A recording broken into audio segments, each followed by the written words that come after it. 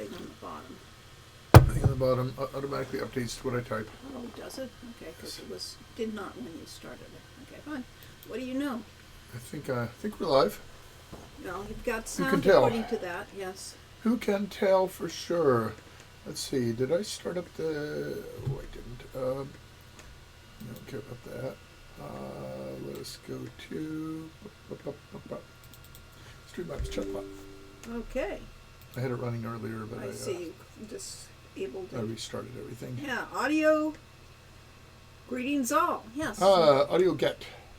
Yes. Webcam. There's a webcam. You can see some of us, half of us. See the other half. Now you can see the other half, and not the other. Yeah. Let's see. Yeah. I guess we have to be a little closer together. I'm a little bit closer. I'm all alone, and the night is so long. Hi there, everyone. Welcome to this brand new year. Yes. Hi, various halves. Yes, indeed. Oh, New Year. So, at any rate, I hope you had a pleasant New Year transition, and that we're now into the start of a new one. And let's hope that this one is, a little better than last year, maybe, or the year before, maybe the year before that. Or maybe the 4 years before that. I don't know. Yeah, again, yeah. Back from MagFest, yes. Colossal Cave was there. Got to really fiddle with it a bit. Was it? Oh, cool. It's supposed to. Was it super awesome? Yeah. Hello, naming collision. Yes. Hi. I'm kind of low. You are kind of low. Your chair. That chair is just really kind of broken. Yeah.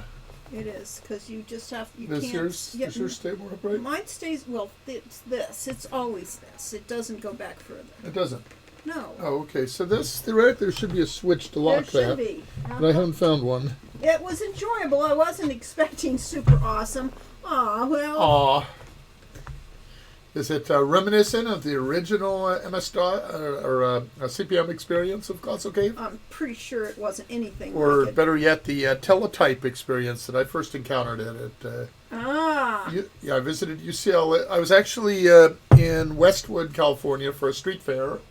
And there were some people from the engineering department at UCLA that were kind of waving people to come visit their open house. And so I went in there, and they had a teletype connected to the, so what it's called? It was a SR33, connected to the ARPANET, which is the predecessor to the Internet. One of the things they had running there was Advent, which was Colossal Cave Adventure. Okay. Cool. And so I got to play that for the first time there. I wasn't able to attend the New Year's stream. I hope people have fun. So did we. We did last, good 6 hours. And This is a good 2 weeks later. Yeah. Things have happened. Brainiac says it felt a bit like the classic, but mostly made me think of Myst, which is rather ironic, I suppose. Yeah, Myst was not on my favorite things. Yes. But would you have missed it? Yeah. Yeah, Skura says, hi. Hi, everybody. It wasn't called High Tier Visuals. That's what he'd call it. Really? Well, yeah, but, I mean, really, It should be. It should be. It should not be Quest for Glory 5 level of visuals, honestly. You enjoyed it, But and that's Quest what 8. mattered, yes. Yes. The question is, where is its market? It is coming out for the Switch. So therefore, you will, I think it's going to be on multiple consoles. it will be. It won't just be a VR experience. And by the way, Hero U Rogue Redemption is coming out for PlayStation 4 and 5 later this year. That's really Yeah. bizarre. Well, I always thought it would be fun on those. It's a good game for PlayStation. Okay, well, we'll see how they think. People love their It RPGs felt there. like a decent modern 3D game. Okay. You didn't get to use the VR headset might make the experience the next level, really. But it's so hard to say. I have not done... I just did one bit of the VR, not much. See, with this chair this way, you and I are the same height. Amazing, isn't that? Yes. Just like all the drawings I have to do of us, to make sure we're kind of closer to the real height. Let's see, I'm going to go to the on break just for a second. Yeah, See, look at that. yeah. because I'm obviously sitting up higher. Actually, if anything, I think you're a little larger than I am. No, I'm not larger. You'll see my head size is not, but you're seeing more of my torso, so to speak. Yes, yeah. Okay. Oh, I have bought an Road to Redemption 2? Oh, no. Red Dead Redemption 2. Red Dead Redemption 2, and I want to check it out soon. Okay. Well, give us a review. Yes.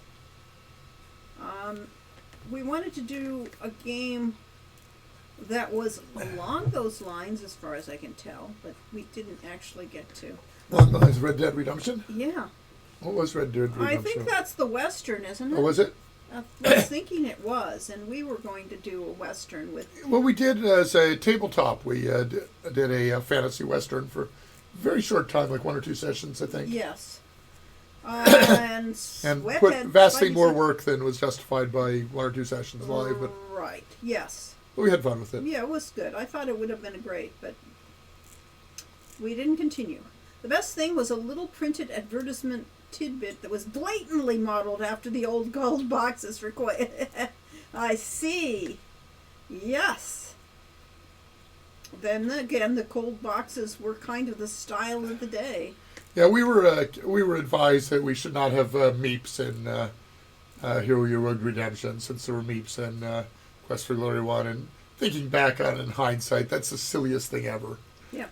Having a minor character that happens to have the same name as a character in there, and even though it's obviously the same species, it means nothing. No. That is not what copyright is all about. No, and that is why we're in a big gray area of what is copyright in these games and things. So, yeah, I had the topic came up in our Discord, which everyone should join our Discord, which do I still have it running? But I still miss Quest for Glories and are going to stream this soon. Okay, well, good. Make sure you give us, the chance to, show it on YouTube or whatever, or give us a link when you do. Here's our Discord in the sidebar. Scrapper at Twitch loves the game so much as well. Good. Excellent. Uh-huh. Which game is that? Guess. Oh, maybe... Yeah. Indeed, the Discord is a delight, particularly the penitentiary. Yes. Anyway, I mentioned all that because the recent discussion in there had to do with copyrights and trademarks and whether you could make a fan remake of a game, or if you can use... it's kind of went far afield for the topic of the whole AI art thing that is supposedly trained on real art, but in practice seems to take real art and just slightly modify it. Yeah. So there's some real questions about copyrights and trademarks and that. And someone said that you could do a game that is a variation on a commercial game like Quest for Glory, and just as long as you're not selling and making profit from it. And, the answer is that the trademark still applies. And the copyrights and trademarks still apply whether or not you make any money from it. It's a question of what do you do to the value of the license. So, Kleenex tried unsuccessfully to fight everybody as brother, calling any brand of facial tissues Kleenex. Xerox did rather better on theirs, but yes, the Xerox machine, but as opposed to a copier, and now they're copiers. Yeah. But you do interfere with the value of a trademark if you make a poor knockoff game. Yep. Escafé twitches occasionally. So we twitch occasionally. We have not been tweeting. We canceled our Twitter accounts. Yeah. I guess it's maybe sort of like Lord of the Rings show, Rings of Power. I think due to legal issues, they couldn't use the term hobbit, yes. Oh, really? Harefoot, which is a kind of hobbit, but they're basically hobbits, yes, like Wizards of the Coast, yeah, D&D. D&D went to halflings. Halflings, which or hobbits by any other name, yes. And our friend Richard Aronson wrote a book, a novel, based on the comic series they did with Laurie. There was Birth of a Hobbit originally, and he tried to call the novel Birth of a Hobbit and was told the Tolkien estate would not stand for that. So, yeah. So Words are copyrighted, trademarked, and everything else. It's harder with images. It's harder with story concepts like Quest for Glory. So there should be a book on Gloriana. Well, yeah, so the examples I came up with were Quest for Glory 4.5, okay. which we've been told by several people is a terrible perversion of the Quest for Glory series. Travesty. A travesty. Yes. And I've played a few minutes of it, and basically it's like it's like they did the equivalent of taking cutting out a picture from a newspaper and pasting it over the interface and stuff like that. I see. So the production quality is not high, but that's okay for a prototype. But it's like this, storyline is very puerile. It's at any rate, what's your point? my point is in comparison to Quest for Infamy, which is a game that was done in the style of Quest for Glory, but it's original story, original characters, and it's not an infringement. Yep. The Quest 4, I guess, Sierra could argue that any game that starts out of Quest 4 is really a Sierra game, but I don't think they really own that. Days of correspondence school in 2008. You old person, you. I found a transcript of a lot of the stuff that went on there, but most of that stuff in the correspondence school is totally lost now. Honestly, if they revealed Samus Returns... Samus Returns, I have no idea what that is. No, I think everybody would have... AM2R, I have no idea what that is. American McGee to Rome? No. I don't know. Quest for Glory 4.5 is not worth the price it's written on. Okay. All right. Not worth what it's written on? The bytes. Right. Quest for Infinity. Bytes are a lot cheaper than they used to be. Uh, I got a new computer with a 500 gig SSD and said that's not big enough, so I'm getting it rebuilt with 2 terabytes. Quest for Infinity was far more delightful, and I'm not just saying that because I'm affiliated with the folks behind it. Yeah, you're affiliated with everyone at OSU. Yeah, and people love the Heroines Quest, which was free but could easily have been a commercial game. I found it too difficult to get very far into Heroines Quest, but I'm perfectly willing to accept that it's a wonderful game. Yes, well, it looked wonderful. Well, what we saw was great. Yes. Cliff notes, a fan remade the game Metroid 2 marvelously well. Nintendo cease and desisted it. Several months later, Nintendo reveals their own official remake. Yeah. Sega was surprisingly supportive of their fan games for a while. Streets of Rage and Sonic had lots of fan-made games with Sega's blessing for a while. Yes, it's a gray area, and after a while, you have to protect your trademark so you don't get Quest for Glory 4.5, and that destroys the Quest for Glory series. So that's why a lot of these companies that really appreciate fandom and the remakes, because it does generate more energy for them and keep the game alive, but it can also destroy the trademark. Yeah, and Nintendo could well have gotten together with the fans that remade Metroid 2 and licensed it from them, and used that as the remake or continued from there. But several months later, they revealed their own official remake. They could have been working on it for 2 years. It could have been in progress for 2 years before they announced it, so you can never tell. Somebody named QFG Buck says he has excellent news for you. Look for a book about the entire series kickstarting in a few months. And not a bit of self-promotion, yes. But yeah, I've been working with Jason on that, and yeah, it should be really good. The AM2R game is a masterpiece. That's all I'd say on that. Well, I still don't know what AM2R is. Did yes, somebody? I don't know that they did. Somebody solve the abbreviation for us? I don't think they did. We're bad too.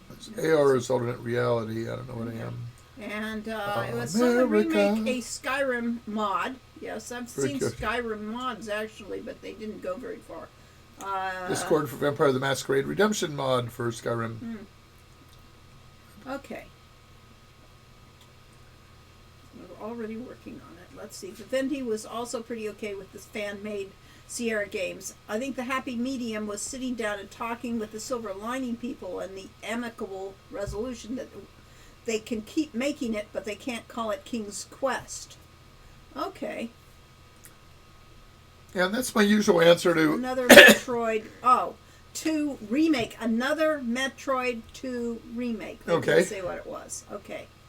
Metroid 2. 2010. Someone attempted to make Quest for Glory remake with the Morrowind engine. Yeah.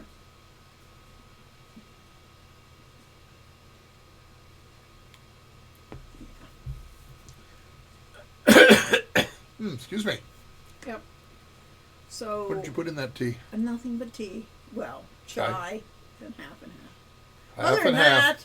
Other than that, nothing. Yeah. Can't handle my half But and half. let's talk about Ninty.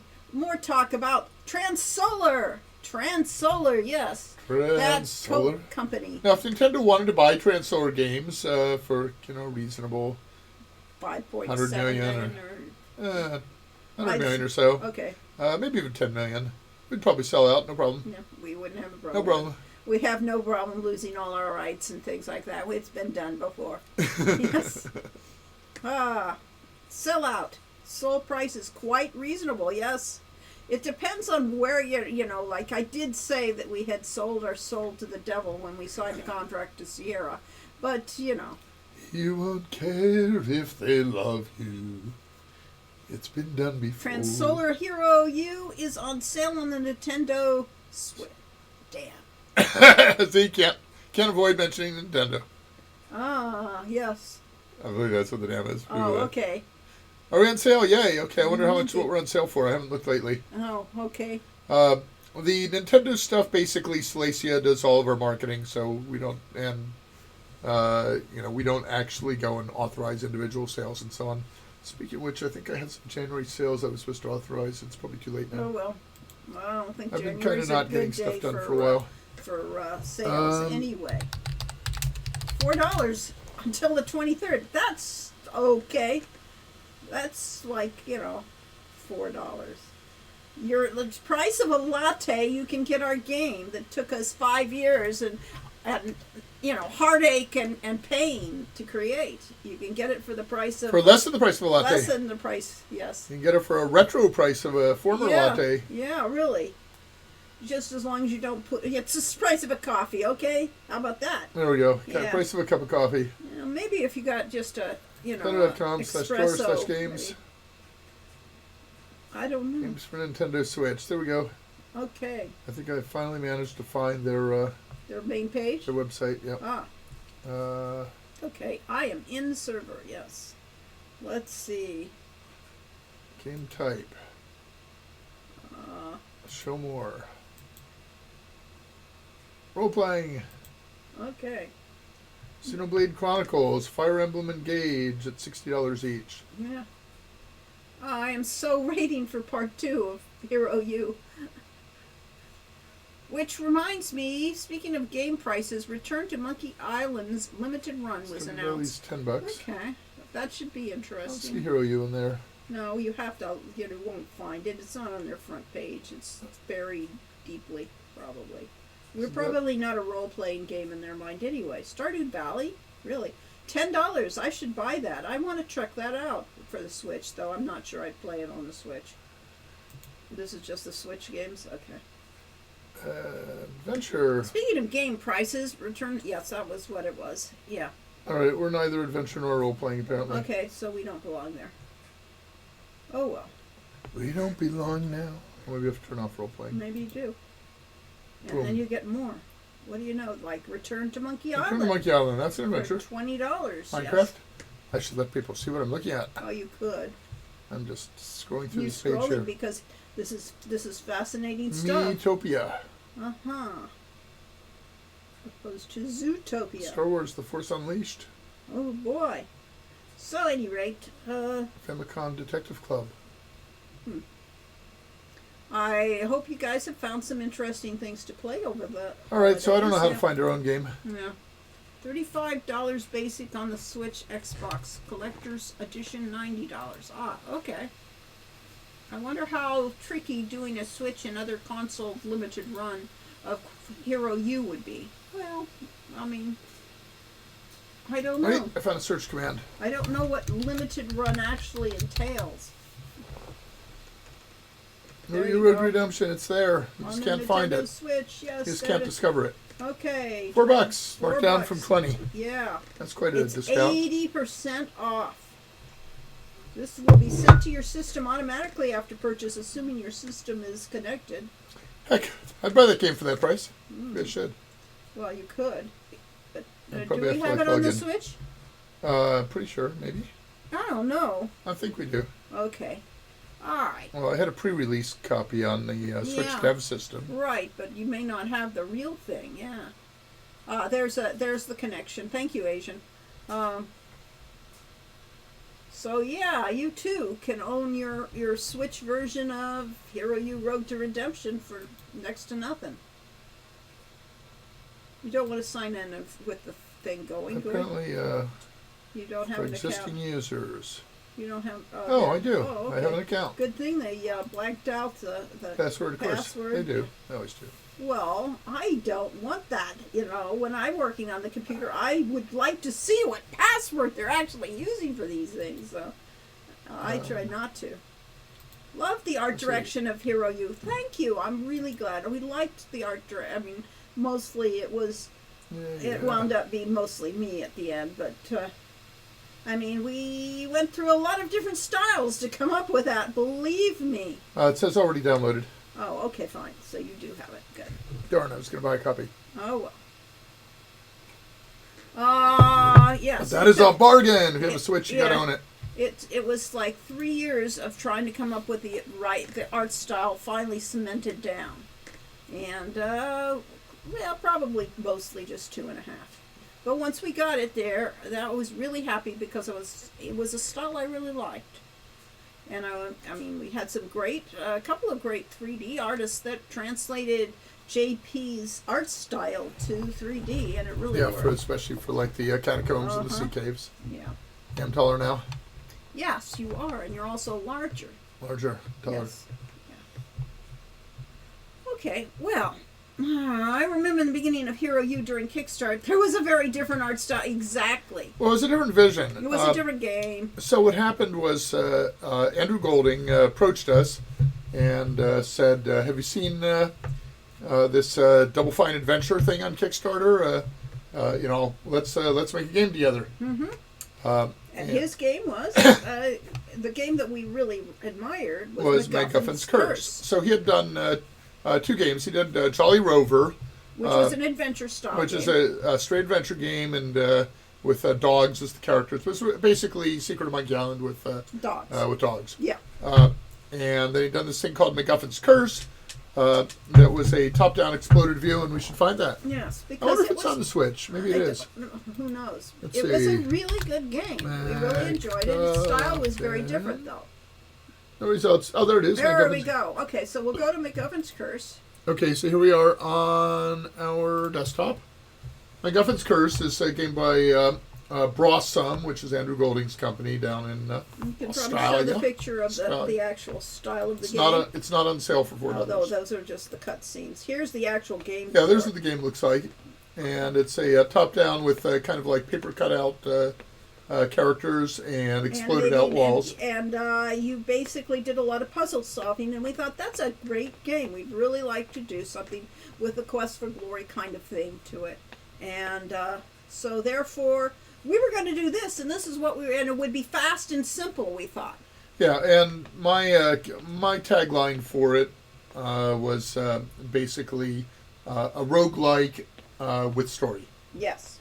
So the idea was that we would have a rogue kind of display style, but instead of everything being randomized, that we would instead have set encounters and set story elements. Yeah, the more I realized what roguelike meant, the less I thought we actually wanted to do a roguelike game, because it is, to be roguelike, you really have to have permadeath. Permadeath is and really random, the thing. And random generation. And so it was like, we really don't want to do a roguelike game, but we could do a game in this style.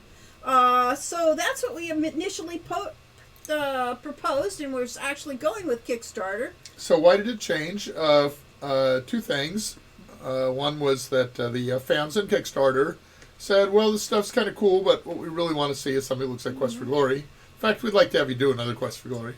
But the other one was our initial art director, Terry Robinson, who worked with us on both in the marketing of the early Quest for Glory games, and he worked as Laurie's partner on initially on designing Quest for Glory 5. Terry said, let's do this in isometric perspective because it'll just look better. Yes. And he didn't like this. He didn't look like the MacGuffin's Curse look. And at that point, Andrew pulled out of the project because it was no longer really using. We were going to reuse his code base. Yep. And said, this really isn't mine anymore, and I don't want to work 70-hour weeks, on somebody else's project. A roguelike would be a depressing look at the effectiveness of a hero correspondence course. Yeah, it would not have been the correspondence school so much as it would have been a very different, totally game. But because we sort of got, it was well, I can argue that the MacGuffin's Curse look is actually closer of a return to tabletop Dungeons and Dragons. No. Because if you had a tabletop game, this is what you would have. You would have a play mat and somebody either using paper floors and so on, or we had the or cutout drawing heroes. We had cutout Cardboard heroes. Cardboard heroes. We had, and we had things for building dungeons and stuff. So certainly could have done this. This reminds me of tabletop D&D. Yeah. And nothing wrong with that because that's what Quest for Glory started out as. Yep. So we could have done something similar, but everything sort of converged. We were going to use Unity, that was definite, but Unity could not support 2D very well. And so all of these things, we had to go to 3D, and then we had to get 3D characters, and oh my God. One thing after another. That is why it took so bloody long. Yes. And we started in Unity, both because a lot of people recommended it to us, and because Andrew used Unity for MacGuffin's Curse and had an existing code base on it. Ah, yes. So. Yes, I remember I felt unsure seeing that roguelike style. I'm a fan of roguelike games like Diablo, but I don't think it suits the Quest for Glory world. The direction you ended up with is for the best. I agree. It was where I wanted it to be. It's just like Quest for Glory 5. So many parallels between that. The original art, see if you can find, what was the game it was going to be, the original, the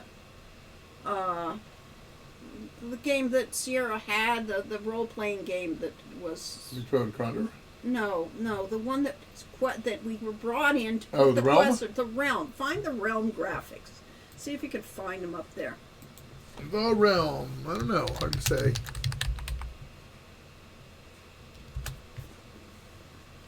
You have to actually use computer games because the Realm was a TV show. I didn't know it was. Let's see. Go to images and see if I can find it there. There's the Realm Online and Wikipedia. Okay. Oh well. Images. Quest for Glories were about narrative and character a lot. Yes, they really are. I'm not seeing anything that looks like the Realm. Oh well. But at any rate, it was a very primitive, Lords of the Realm. primitive 2D RPG. And mostly hack and slash RP. Maybe not even. Good evening. Cosmic Boys. Yeah, boy. So we were going to make it as a 2D game. It was really primitive and everything else. And then eventually it became the voxel stuff. And then it became the total 3D stuff and the entire 3D world. And so it kept getting bigger and bigger and bigger. And so that's what happened with Redemption. And too many parallels. We didn't change engines 3 times during the course of it, but what we did change was entire art direction and style, 2D to 3D to 2D to 2.5D to 3D. Yep. And different iterations. Yeah, one of the things I've talked about, why you make decisions like that is a lot of it depends on what your team is. If you've got, amazing 2D artists that can do, side scroller type games, then that's the kind of game you make. If you've got people that can make realistic 3D worlds, then that's what you make if you got the budget for it, which starts at 10 million, rapidly jumps up to 50 or 100 million. So we went with kind of a compromise based on, we had some great 2D Zero style artists, and later on brought in some 3D people. Sumatra says, I believe the final product for Hero U was great. One thing, however, was that while Sean and the hero looked very similar, Sean was very different to the hero, which to the first timer who came in looking for a Quest for Glory experience got shocked to learn that Sean was different. Good thing that he works towards redemption, which is kind of how he learns to be a hero. Exactly. Yeah, actually, Sean, now that I think about it, is a little bit like main character in Quest for Infamy. I would say more like Guybrush Threepwood. Well, yeah, and that's really what we're doing with it. Is we said, okay, we're going to tell a story with a character who actually has personality and is his own character. Yes, creating a story, the game around a hero that you don't actually have any personality. I mean, that character had no personality whatsoever because that's the whole point. It's your personality. You get to project into it. But it makes for tough, good story writing. So. And hard for marketing, too. Yeah. Honestly, I'm quite pleased with the final results, says Brainiac. Hero U, honestly, visually, feels like how I think Quest for Glory 5 tried to look, but the tech and the time just wasn't quite there. Exactly. We had beautiful pencil drawings for those backgrounds and things. There was, and the work went into it, but the time and technology was not there. And the prototypes were wonderful. Mm-hmm. It's just unfortunately when we went to voxelizing stuff, it was too slow. Yeah. And so we had a kind of thrown together 3D engine for it, and did not have the optimizations of something like Unreal or Unity, and so therefore the artists had to vastly reduce the number of polygons. What you looking for? The next comment is on the Quest for Glory 5 box. Ah. All right. I said this in Discord, but I have to compliment the design of the Quest for Glory 5 box. The box design of the Quest for Glory 5 was what brought me to the game and introduced me to the Quest for Glory games. I remember looking Return to Krondor or Quest for Glory 5. Ultimately, I went with QFG. So now, the front cover we're not impressed with. Never were. I mean, it doesn't look like a Quest for Glory game. It doesn't look like a Sierra game. It looks like something you would see for any kind of generic fighting game or something, game sort of thing. But the back, then we got you really get a good feel of what this game is supposed to be. And then it's got this cool opening up part. Oh. So that's where it is. Secret compartment. Yes, there is. So, yeah. Secret compartment. Yep. So, very cool. But I don't know that you could see it because it was probably shrink wrapped. Could you open it up? Maybe they had an open copy in some stores. The back and opened up part really what drew me. I mean, this size box could really give you the information of what the game's about. Problem with this. Yeah. Well, they said it was an advertisement, isn't? Yeah. What do you know? Yes, I could have opened it up. Okay, I'm glad to hear that. Yes. And it was under the Yosemite Entertainment. Some of these boxes at the time, they had like a little Velcro tab on them. Yeah, I was surprised this one. So. Okay, that was that game.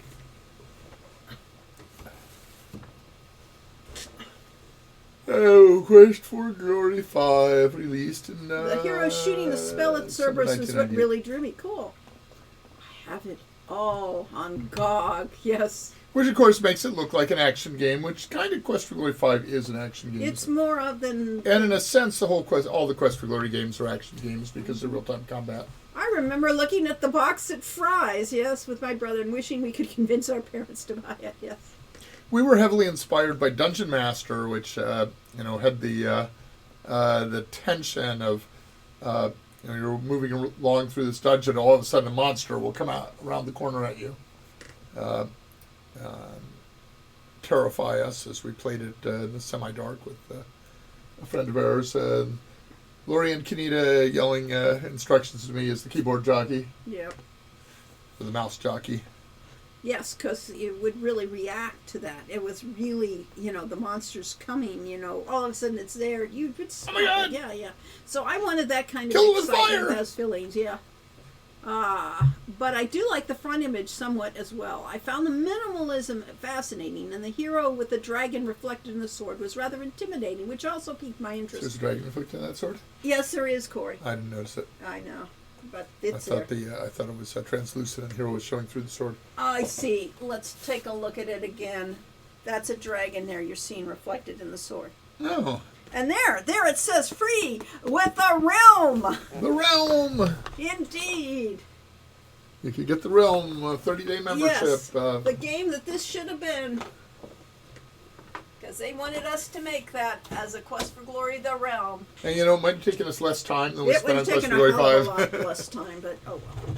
Maybe Quest for Glory 5 would have taken less time than 5 minutes. If I had bought On a Return to foot Krondor, instead, I don't think I would be a fan of Quest for Glory. I never ended up playing any Krondor games. Huh. Well, the Krondor games were supposed to be good. really good. They're yeah. good, yeah. Fun fact, the term toon came from the Realm Online. That is interesting. I did not know that. Of course, toon was, of course, before that for cartoon, but yeah. Let me know if you still want to. I picked up the physical CDs from the local media shop at Arcade Legacy. Huh. I was playing someone else about... Yes. I don't know what he said. For Return, specifically, not Betrayal at Condor. Well, Betrayal was the big one, wasn't it? Was the best one. Yeah, Betrayal at Krondor was the original one that Raymond Feist actually collaborated on, whereas Return to Krondor was loosely based on stuff. I don't know that he was even involved in it. People still have CD-ROMs? Actually, we got one for Christmas. Yes. I put it up on the shelf somewhere. You did. Okay, fine. Yes, it's like, where's our CD drives? I was so ticked. I finally got a real computer, i.e., not a laptop. And there's no CD. You can't do anything with it. So, yeah. Probably doesn't have a floppy drive either. It doesn't. Yes. Realm Online had cartoony people, so when you rolled a character, they were rolling tunes. Makes so sense. Yes, as opposed to alts or. I think he got rid of all of Byron's 8-inch floppies. Yes, we did. I still have a standing order to have an optical drive of some sort still in my tower. It's reasonable. I mean, really. Technically, I have a DVD drive, but it still does play my CDs. Okay. Yeah, so they're generally hybrid drives that will handle either format. So I'm sure they are good, and I always thought it looked interesting after I bought Quest for Glory. I never got around to Krondor. I just instead got Mask of Eternity and then Thief and Diablo after buying. Yeah, Thief makes a lot of sense. And in fact, Thief is kind of what we wanted to do with our Thieves games. And so I was going for Thief. Was that Looking Glass that did Thief? That was Looking Glass. Okay. Yeah, we actually were looking to, we talked at one point with them about, what's the other name for them? Blue something. Blue Sky is now. Anyway, so we talked with them at one point about licensing the engine they used for Ultima Underworld. I think for Quest for Glory 5. And basically the guy I talked to said, you don't want to use it. It's all spaghetti code. It's a mess. Yeah. So, too honest. Asian's not going to throw away his 30-year-old CD and games. Yeah. Music and games. Just digitize. Yeah. Well, when I was I'm old enough to prefer physical media. When I was in college, I had a program that I wrote in Snowball on punch cards to keep track of my vinyl record collection. Well, the Thief class in Quest for Glory is what inspired me to buy the Thief games. We really wanted to do, when we were starting out and going towards the Rogue to Redemption, the Rogue theory, I really wanted to do something that was a little more like Thief and actually, the more of a real Assassins, stealth game, really stealth Assassin's game, Creed kind of thing, yeah. without the action. Because one of the decisions early on was that we did not want it real time. We wanted to make it useful to people that don't have the Twitch mentality, and make it a strategy game as opposed to. Although, as it turns out, Hero U actually is somewhat real time, because when you're like wandering through the sea caves or the catacombs, the monsters are wandering just said too. What we thought we wanted I see. was to have a turn-based combat and things like that, and make it all puzzle solving for combat, and it didn't turn out that way. Icy April Dawn says, "Good to see you, Transolar Games. Have a good 2023, everyone." Yes. Yes, let us. Corgi says yes. Won't write more because of carpal tunnel, long COVID fatigue. We'll enjoy watching. Well, we're glad. We hope you get over that. That's rough. Puppy wave. Big Gam Puppy Wave is a good puppy. So yes, you're glad to have you here. Unfortunately, I think my parents threw away the old CDs that we had. We threw away a fair amount of CDs, music CDs and things like that.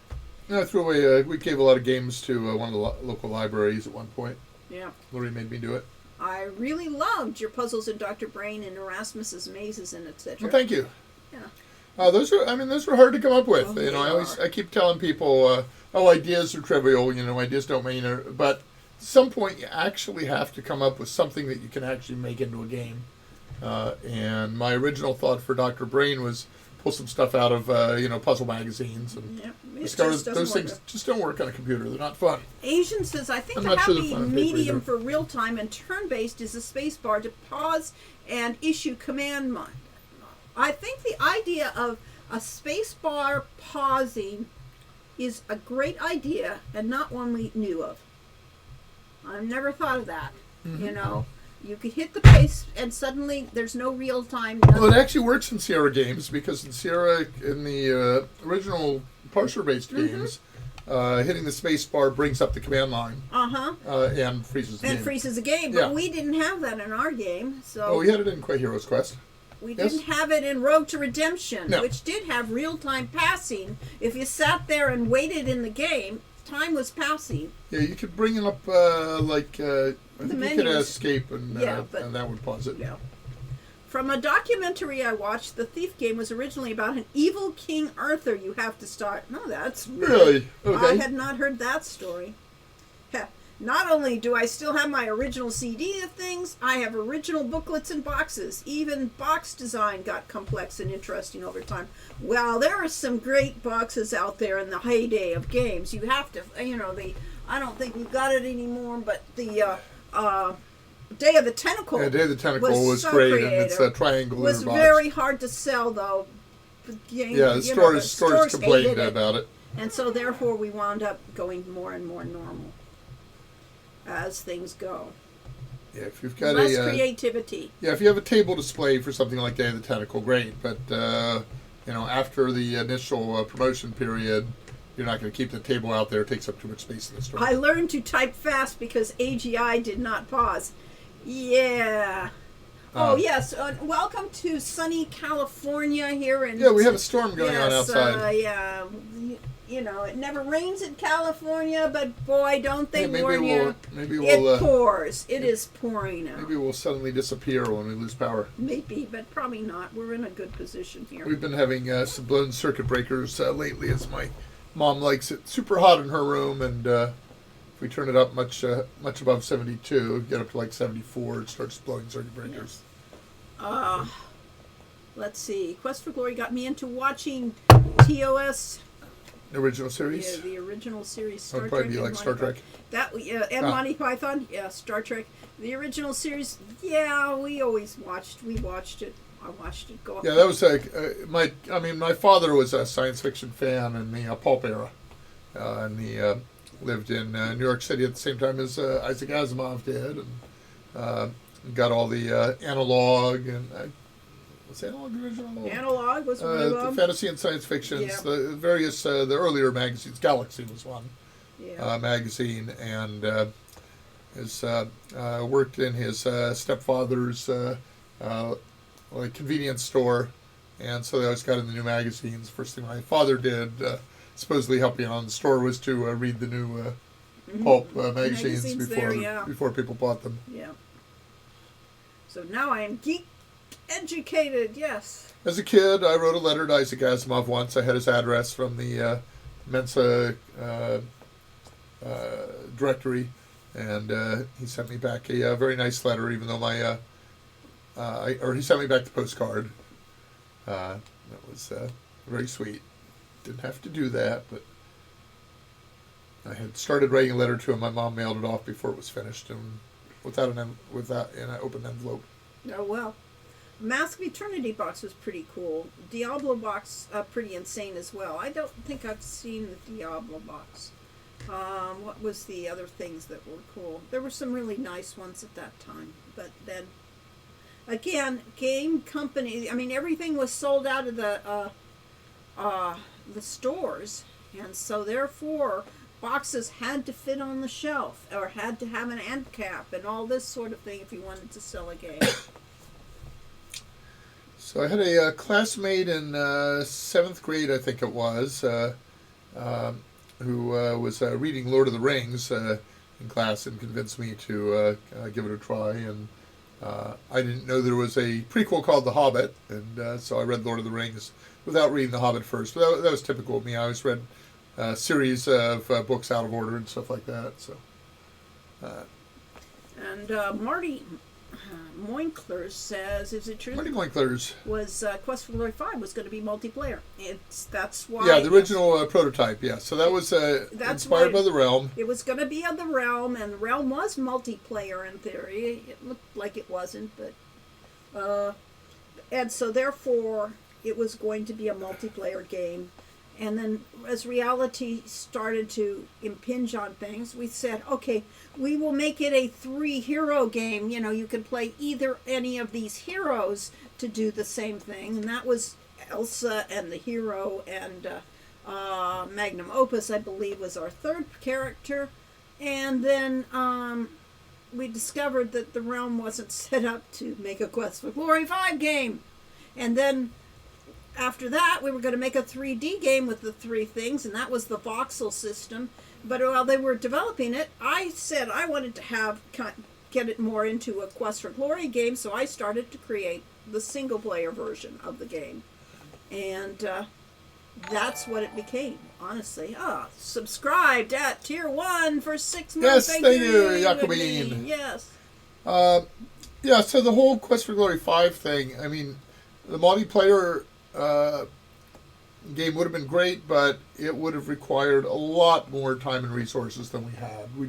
We just had no idea, and we were not sophisticated in how to make a multiplayer game. It would have been, but you know, there were technical problems with it, and that's why it was taking so long initially that I said, okay, we'll have a solo version of it as well. So you could play the multiplayer game, but you can have the solo one, which has a story, and gradually it phased out the multiplayer because they were hitting their heads against things like, latency and all the issues of a slow internet and...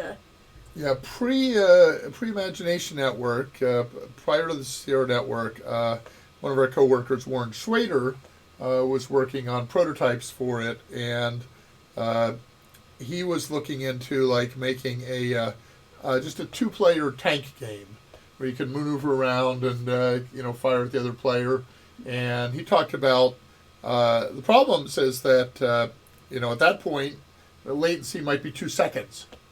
And so what happens if you fire around for your tank and the other player's tank is moving and he can see very clearly that you couldn't possibly have hit him where you were. Yeah. And you see that the other tank could not possibly have avoided you where he is relative to your perspective, and how to deal with latency and stuff. So there were a lot of technical issues that had to be dealt with. All right, for boxes, no, I had it scrolled up there because we hadn't addressed a lot of things. I like the fold-up style of Thief. And then the Resident Evil 2 box made good use of folding out, where you did a 2-page spread of a zombie reaching for you. Oh, that was cool. Oh, we could have had the Cheetar from... I used to know some legendary sci-fi writers with whom I read as a kid. I guess sci-fi changes a bit with time. We're running a small literature agency now for sci-fi and fantasy. It's very, very different than it was when we were Yeah, kids. I mean, sci-fi basically is a reflection of the times in which it's written. Yep. You know, in the late 40s and early 50s, it was all about, you know, consequences of nuclear war and stuff having to do with Yeah, it was all Cold space War and opera stuff like that. mostly. Oh, what? Space opera. Some of that. Yeah, a lot of that. And it then, adapts with the times. yeah, really. it adapts to the times and adapts to which styles are popular at the Yes, time. it's not predicting the future. It is really writing about what would happen if this continues. If But what I was is gonna now. riff off the authors though, Okay. because one of the nice things, because Lori and I met at a science fiction convention, and one of the really cool things about science fiction conventions is you were rubbing shoulders with legendary authors and you know, producers and people, actors. So, you know, at one convention I went to, Gordon R. Dixon was sitting in the floor of a hallway playing guitar and you know, sharing songs with people. And another one I talked to Gene Wolfe in the hallway of a hotel in between parties. And then there was IguanaCon, the World Science Fiction Convention in Arizona, where we had Harlan Ellison refused to Stay at the hotel. stay at the hotel or put any money into Arizona because they had refused to support the Equal Rights Amendment. So therefore, he was working out of Yeah, so he a basically trailer. brought a trailer that he rented in California. and lived in a trailer for the week and basically worked there I think in the front of a store. He was writing stories Like in the store window. store window while he was there. So yeah, He did that a couple times. He did that at Change of Hobbit also. yeah, but that was different because that wasn't a political statement on his part. You're passing by people we haven't responded to. Let's see. Boxes were as big as cereal boxes, yes. Yeah. Sometimes with strategy guides to match. Yeah, those things got pretty huge, yes. Well, they weren't actually as big as cereal boxes. You're thinking modern cereal boxes that have shrunk. Yeah, cereal boxes were big. Yeah, the thief boxes were really cool. One of the things that drew me, and for the time, it made it look scary and intense. Right, yes. I wanted that. I was hoping they would be that kind of tension is what we're trying to create in our games, too. That's so cool. Thanks for the explanation. Honestly, I didn't like a lot of the design Sierra was doing in the Sunset years. Quest for Glory 5 was the closest to what I knew what Sierra should be. Lori made the right choice. What choice did you I make? don't know what choice I made. I didn't actually have a choices? choice. Marketing was the marketing department, and we never had anything to say about that except, Have you a know. copy of Shannon there? Yes, you do. Shanna is this end. This Oh, end. there it is. There we go. That's probably our biggest box. Yep. Uh-huh.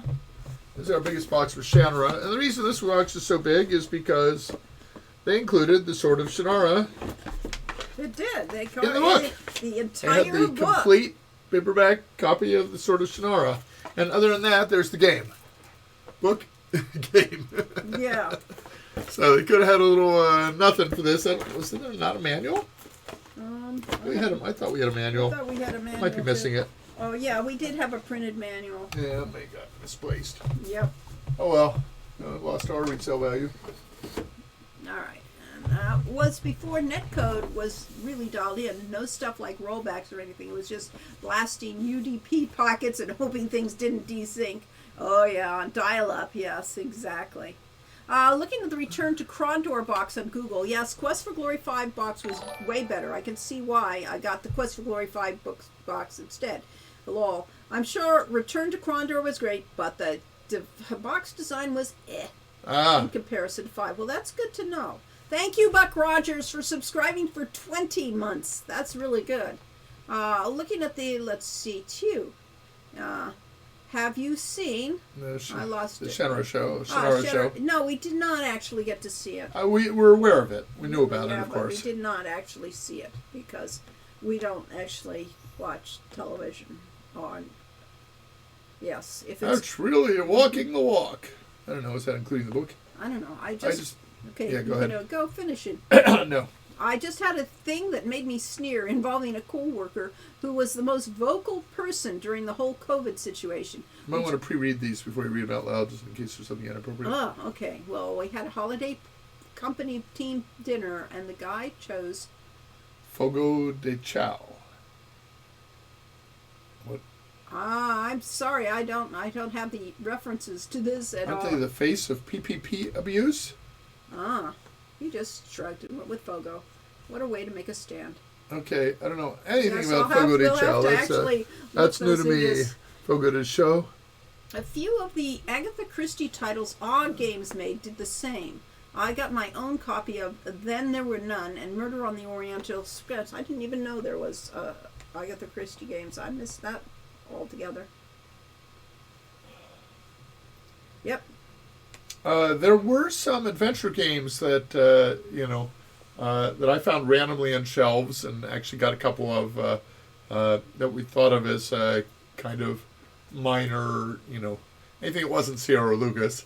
But the Harlan Ellison game, I Have No Mouth and I'm a Scream, was actually supposed to have been quite good. Had Hitchhiker's Guide to the Galaxy, of course, by Steve Maretsky, and there was the other one that was other Douglas Adams. No, he did Holistic Detective Agency, but I'm not sure what I'm thinking about now. But yeah, they had Douglas several. Adams did.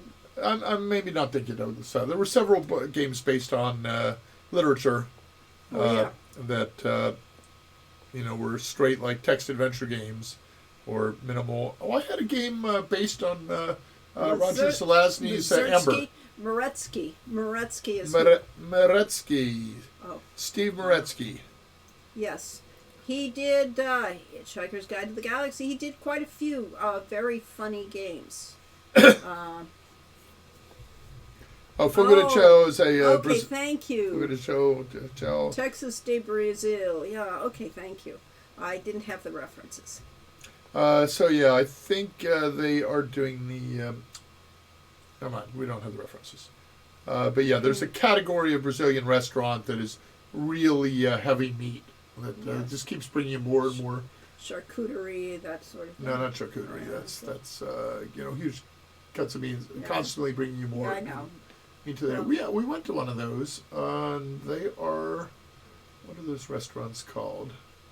I don't know. Doesn't matter. Brain blank, old man. Only been to one once. I know you said you didn't like the front design of the Quest for Glory box, but the hero face behind the sword and the dragon reflection made it mysterious, which is what made it pick it up. That's good.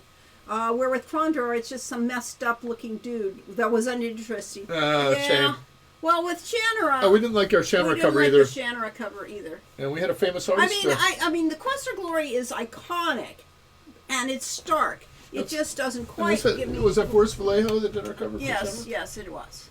Yeah, so we had a famous fantasy artist, Boris Vallejo, do this one. We just didn't like it. Why we didn't like it is the same reason I was talking about Quest for Glory, is because this makes it look like a horror, game or something like that. If it did not want, the open it up and let's see the book again. Shannara, whichever way, Terry Brooks's book, which came out. Laurie didn't care for those artists, the Brothers Hillebrand. No, but this iconic style that they had done all the Hobbit game, all the illustrations for Lord of the Rings. This is not that. Yeah, I wanted to see something like the books because we really were we were trying to sell to an audience that bought the books. This does not say, This is actually more detailed and better than I remember it. Well. We had David Cherry, well-known fantasy artist and science fiction artist and brother of C.J. Cherry. Well-known science fiction author. Yep. Do one of the background scenes in Shannara. And it was just like Shannara, we had great artists. We had amazing artists. Some of the art, it was so amazing. It was just like, okay, well, it's like you dialed that in. It's okay, but it's not. It's not classic David Cherry. Yeah. Wait, that's not a horror game? Yeah, right. I would never have played it because it looked like a horror game. Exactly. It sold a game. I mean, it was designed to, be scary.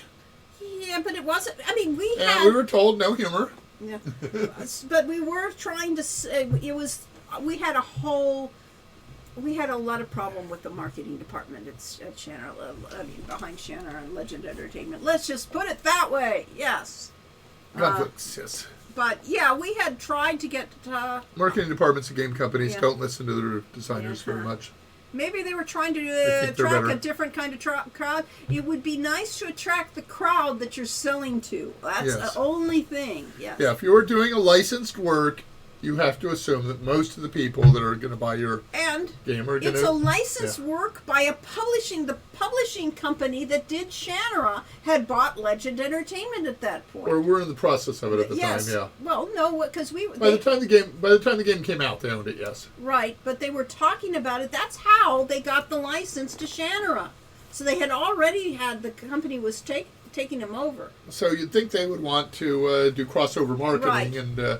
But have games to sell the books and books to sell the games. Legend had its own, group, so that's what it was. Did you keep any of the original hand painting art after it was scanned in digitally? No, we did not. We returned it to the artist. So all of those artists got their original art back. And this was because our art director at behind Far Studio, which is what our game company was Doug Herring, who had worked for Sierra and did... and he was an artist. Yeah, he was an artist and knew all these different artists that we had from, science fiction and fantasy conventions. And we had a lot of big name by our standards art people. Background art by Rob Alexander, a very well-known fantasy artist. Doug Anderson, that was the name I was trying to make sure I had right, and I do. Doug Anderson did an amazing scene in the elf city that we have in the game. We had kind of themed areas. There's a dwarf area, an elf area, and so on. And he did one of the backgrounds that was so amazing that it was impossible to scan it. Yeah. He used a color palette that was not capable of being reproduced in RGB. William L. Eakin, who... Bill Eakin worked for Sierra in the early days and decided that Ken was the devil and went to work for Sierra for a while. For who? No. Lucas? You went to work for Lucas. Yeah, he said went to work for Sierra. Oh, Lucas. Went to work for Lucas, yes. Yes, he started at Sierra, went to work for Lucas when he decided Ken was the Beckett devil. Gladney, well-known California fantasy artist. Ken Macklin. All of these people are fairly well-known professional artists. And we had, Frank Scirocco. I still see. Maybe there's cover art. Where's Frank Scirocco? I thought you did animation. He did. Huh? No, he did character art. He does character designs. Not in there? He's under character art. Oh, character art. Ah, there we go. Yeah. Did he tell LucasArts Ken sent me? Maybe. Yeah, really. I was delighted to work with Gary Chalk once, and he emphasized how important it was that artists get their originals back. In the case that the game or whatever makes a lot of money, suddenly the artist can get paid properly for that art. Yes, exactly, because we were paying a reasonable fee for the art, like $500 a background. One of the problems with any sort of artistic profession, and the reason there's problems with AI and Copio and so on, is that you might say this artist only took 4 hours to paint that, which back in the Middle Ages, or the 1800s or whatever, they took years to paint one painting. But artists might paint a painting in a few hours or a day or a week. But what you don't know is what went into that before it. So first of all, there's the planning of the game, but there's also the learning to be an artist. So yes, it's all the I mention all this because one of the artists listed as an animator was Nanette Maki-Dirsen. And Nanette, assuming I have the right person, was the partner of Peter Ledger, who was Christy Marx's husband. And Nanette had worked with Peter on some Trump the Wheel. It wasn't Jana? No, I don't think so. I think it was Nanette. Okay. And I came in one day where she was drawing, and I looked over her shoulder. Her sketchbook was all drawings of hands, and she showed me her entire sketchbook was nothing but hands in different positions, different ages, different, male and female, and so on. She said the hardest thing to draw is a good hand, and so for the last year I have done nothing but draw pictures of hands, so I can master that aspect of drawing. And people just don't realize, these things actually take some work and discipline to get good. So that struck with me as A, that hands are very hard, and B, that artists do enormous amounts of work to get good at their profession that is not necessarily reflected in a single piece. Yeah. Yes. And so, therefore, you're not paying for today's work. You're paying for all the years it took to get to today's work. So art is expensive, and it better be, because it's worth it totally. Well, it's really foggy out now. It looks like a misty morning. Yeah. Yeah, it's 3:10 here, and it's dark. Yeah. So at any rate, why don't we play a game? Yes. I don't know. It was like an effort. Oh well. All right. We were going to play Quest for Glory 5, Lori said, but we didn't actually get around to that. Well, did you set it up for it? No, of course not. But okay. Well, then we won't be playing Quest for Glory 5. It's on Steam. I mean, I can just bring it up. That's okay, easy. Fine. So we could do that if you wanted. Did you want to do a Match It or a Flummoxer? Well, let's ask. Which would you rather do? Okay, quick poll.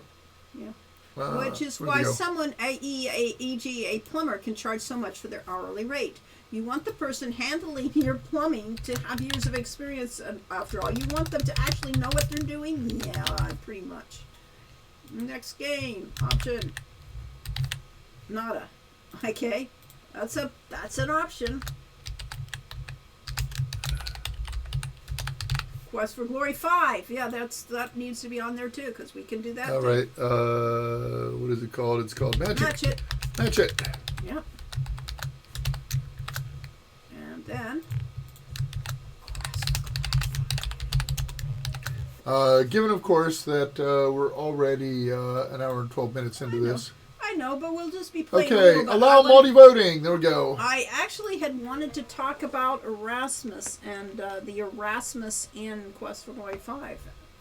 When we do Quest for Glory 5, do we get to debate on who to save in Hades? If we get to that scene, yes. Yes, but we're not going to get And the odds of getting to that scene are... Yeah, because we can't even get through one day of the we made it through a day of the game over New Year's Eve in 6 hours. So when we do get to it, we will be able to do it. Well, I think we're going to have an overwhelming. Look, I'm trying to get both. I swear. Yeah, I see. Have an overwhelming one vote. I'm trying to get both Irana, and it killed me to choose one lady. Yes, that we can actually talk about that situation. Was that a good situation to put all the players in? It occurs to me that if the ladies left behind were left to burn in Hades, whatever, rot in Hades, maybe it's more wet than hot. Hades is just oblivion and regret. Then you basically gave players the same non-decision they had in Shanara, spoiler of... Yes, well, in a lot of ways you are having a non-decision in it. And so they scream! And they scream! Ah, yes. So you can say that Lori is a real lady killer. Yeah. It's quite easy to do both with flag editors, but finding an in-game glitch to accomplish it still eludes. Oh, wow. Oh, that's interesting. We're sorry the game was properly programmed. Because they are all voting for 3. Yeah, it sure looks like it. So I guess you have to set it up. Oh, so you want to see Quest for Glory 3 instead? Yeah, obviously. You should set it up.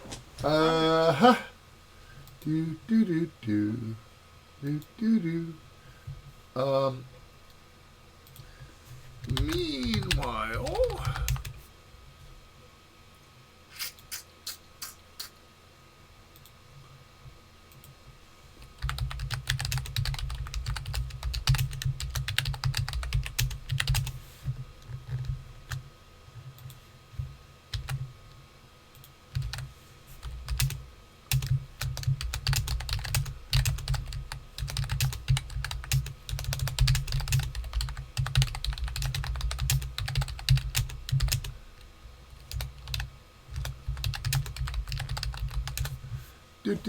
Okay, if we find a way to free both, Wizard 100% speedruns all get invalidated. Since Wiz is the only one who can marry all 4 ladies. Really? Or just kill the Guardian of the Dead and save them both if possible. Parkour my way to the Guardian's place and save them. Yeah, there we go. Assassin's Creed Hades. Wasn't there a game called Hades out last year, or if the relatively last 2 years? I don't know, but there was a musical to Hades, which was Orpheus and Eurydice. What was I doing? I was running STAM. Okay. Or maybe just. How close was it to lunchtime when someone came up with the awful waffle worker, and also how little breakfast they had? It was we were told it was late at night. Yes, so they just hadn't eaten in a while. Yeah. I know when I played through Quest for Glory 5 years ago, I was glad I played as a wizard so I could marry Katrina. Well, I'm glad. I swear, when I intermittently fast, I hear that music. Okay. Meanwhile, please support our Patreon at somebody put that. Yeah, I see that. Or just go there for hopefully cool stuff I posted. Yes. Okay, here we go again. It'll be too loud. You can show the picture. Yeah, right, it will be. That was a cool music, though. Elsa and Nawar can be wooed by all. Erana won't go for a fight or a thief, and Katrina won't go for a thief or a pally. Yeah. I mean, too much bad blood there. You've got, paladins. Let's try like 20.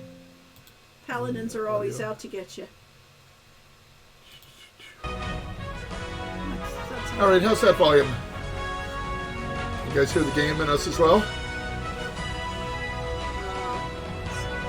The game? Ooh, this intro.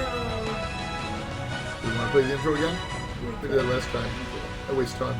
It will. Let's go to play the game. And, oh, I needed load. Oh, okay. Load game. Load game. Zappy Boy, visit Silmaria. Yeah. Which was more impressive at the time, Might and Magic 1 or Ultima 1? Probably Ultima 1. Oh, this says day 2. Yeah, we are in day 2, and we talking to Rakesh, who looks weird. He looks like a model. He's not Rakesh. Who is that? That is his son. That's his son, the Chakra. storekeeper. Yeah. Talk to Chakra. Alright, purchase something. He sells spells. He does. At the seashore. Spell. And potions and things. Resistance. 200 drak. Drachma. It's 80 drachma for the mana potion. Wait, save game. Mana pills are cheap. Yeah, they are. How much money do we have, you suppose? Chakra is voiced by Bo Billingsley. Ah, okay. Magic That's Dagger true. is we could hear his voice. 500 drachma. We could afford that. We can? How do you know? Oh, Yes, I have 700. 700. Ah, that's a nice layout, yeah. It actually shows you what you've got, yes. But that's a lot of, you don't want to spend all your money on a What is an RIP spell? Wards away monsters while you sleep in the wilderness. It's rest in peace. I get it. Yes. Your counter offer. Let's do 20. 20, that's not an The offer. amount you offer is out of the question. Make me a reasonable offer, or we will not deal. Okay, and you anger them the more things offer unreasonable offers make. Chakra, when the wall spell. Yeah, really. So I don't know what spells we actually know. Maybe there's a way to get that. Life for inventory. Spells. There we go. We know them all anyway. You don't know all of them. I don't think you have the RIP spell because it's a new one for this game. All right, we have reversal. We have protection. We have resistance. We have aura. All right, maybe we don't have the new ones. Frostbite. We have frostbite. Yes, we do. We That's have new for the this ones. game. No. Frostbite. Yep, We had frostbite. Frostbite was not in the previous game, so is it? Yeah. Okay, somebody tell me, was frostbite in any previous game? I remember someone mentioning the Silmarian drachma has suffered massive inflation. I forget if it was one in the originals or the Quest for Glory 2 remake, though. Okay. If Rakesh ever met King Graham, do you think they'd get along and be willing to ally each other? I don't know. I know two different worlds. Just curious. Yeah. We don't know much about King I Graham. don't know. We know he's the main I mean, character, he was but he sounded like a reasonable king, so he'd probably get along fine. I think Katrina teaches Frostbite to you. Yeah, I believe that's correct. But where did she teach it? Did she teach it in Quest for Glory 3 or in this one? It might be in this one. now one day Ken Nishue came back to Oakhurst to visit us, and of course he was the art lead on Quest for Glory 2, and he was very proud of a game he was making for, I think, Microprose, that featured inventory. 3D rotating inventory items, and we thought that was really cheesy. So I see Quest for Glory 5, we did too. Ooh, that was cool. 2D rotation. Yeah, 2D rotation. That's probably the only 3D rotation there is in the game group. That's the Drachma. Yeah. Ooh, open spell. Uh-huh. Yeah. Open says me. Frostbite is in Quest for Glory 4 by Katrina. Thank you. Yeah. But the inflation... Well, but does the player, can the player learn it and use it? Yes, she said Katrina teaches you the Oh, spell. okay. That's what they said, yes. Inflation makes sense for why the drachma is really not a gold equivalent like dinar, royals, and crowns. Okay. So I don't know anything about Frostbite, but I'm told that it is completely brokenly unbalanced in Quest for Glory 5, and that it's the only combat spell you actually need. Speaking of abbreviations, Quest for Glory games was the EOAF a nod to the end of file abbreviation? Yes, and that slightly, yes. That it was a cross between that and the Eternal Order of Moose and the Foresters, Eternal Order of Foresters. Yes. But yeah, it was basically fraternal organizations in general. Yeah. I drove my college roommate mad with the pizza sound loop. I believe that must have been... It was a boom spell. Okay. Creates a skull of magical energy that will explode when something approaches within 10 feet. Yeah, there we go. That was a... I thought that boom was new to... It isn't... The name is just the equivalent. It's not a the different single. spell, yeah. Frostbite is totally broken in this game. Good to know, yeah. Some of those sounds hurt my brain. All right. How much you going to offer? 180. Okay, you can offer that. I thank you for doing business with me. And he accepted it. Guess I should have made 150. Yeah. All right, so we have a rip spell now. Okay. And that's very important to me since I tend to fall asleep pretty much anywhere at any time, sitting up in my chair in the middle of a meeting, etc. So one of the things I was going to talk about, I wonder if we can go out. Drachma is not really a gold equivalent like royals and such. It's more of silvers. It's a combination. Oh, that didn't look good. I don't know what that looked so funky. Oh, we must be. Oh, it's PM because PM is it's evening. It's in the evening. Is there a clock? It's 6:11 p.m. Yeah. Oh, okay. You have a digital clock in this game. That's a pretty modern upgrade. Right, so that you don't have to figure out what the hell the time is. Yeah. Why does the famous adventurer get the hero the thermonuclear blast spell? This is because A, it was a joke, and B, because in this game, you could actually use it to end the game and win the game. Except for just before release, it turned out that it crashed the Mac version of the game. Oh, we had wonderful spell effects. It was taken out. No, it wasn't. Oh, the spell effects, which literally filled the whole screen with pixels that exploded out. It was really cool. It looked great. And then we basically... Had to be stripped because it didn't work on the Mac, and the lead programmer was Mac fan. Yes, so therefore it was, and that was the day before we were shipping, so it was stripped, the special effects were just stripped out rather than delay the thing. Your previous stream motivated me to do a full Wizard playthrough. First time I ever set off Nuclear Blast. But yes, it was in there as a joke, and it's kind of our version of Wizardry had the tilt-a-weight spell that was, your super massive explosion spell, and original Dungeons and Dragons had the Meteor Swarm. Actually, I don't think it was original. I think it was added in one of the first expansions, either Greyhawk or Blackmoor. That Meteor Swarm was, 8 tiny fireballs, or reduced size fireballs, and the editor of the book said, basically put in the name of the designer who had come up with it and said, "Really, this is crazy." So it's they're all basically designed to be spells that are too powerful, too over the top to actually make any sense in a fantasy environment.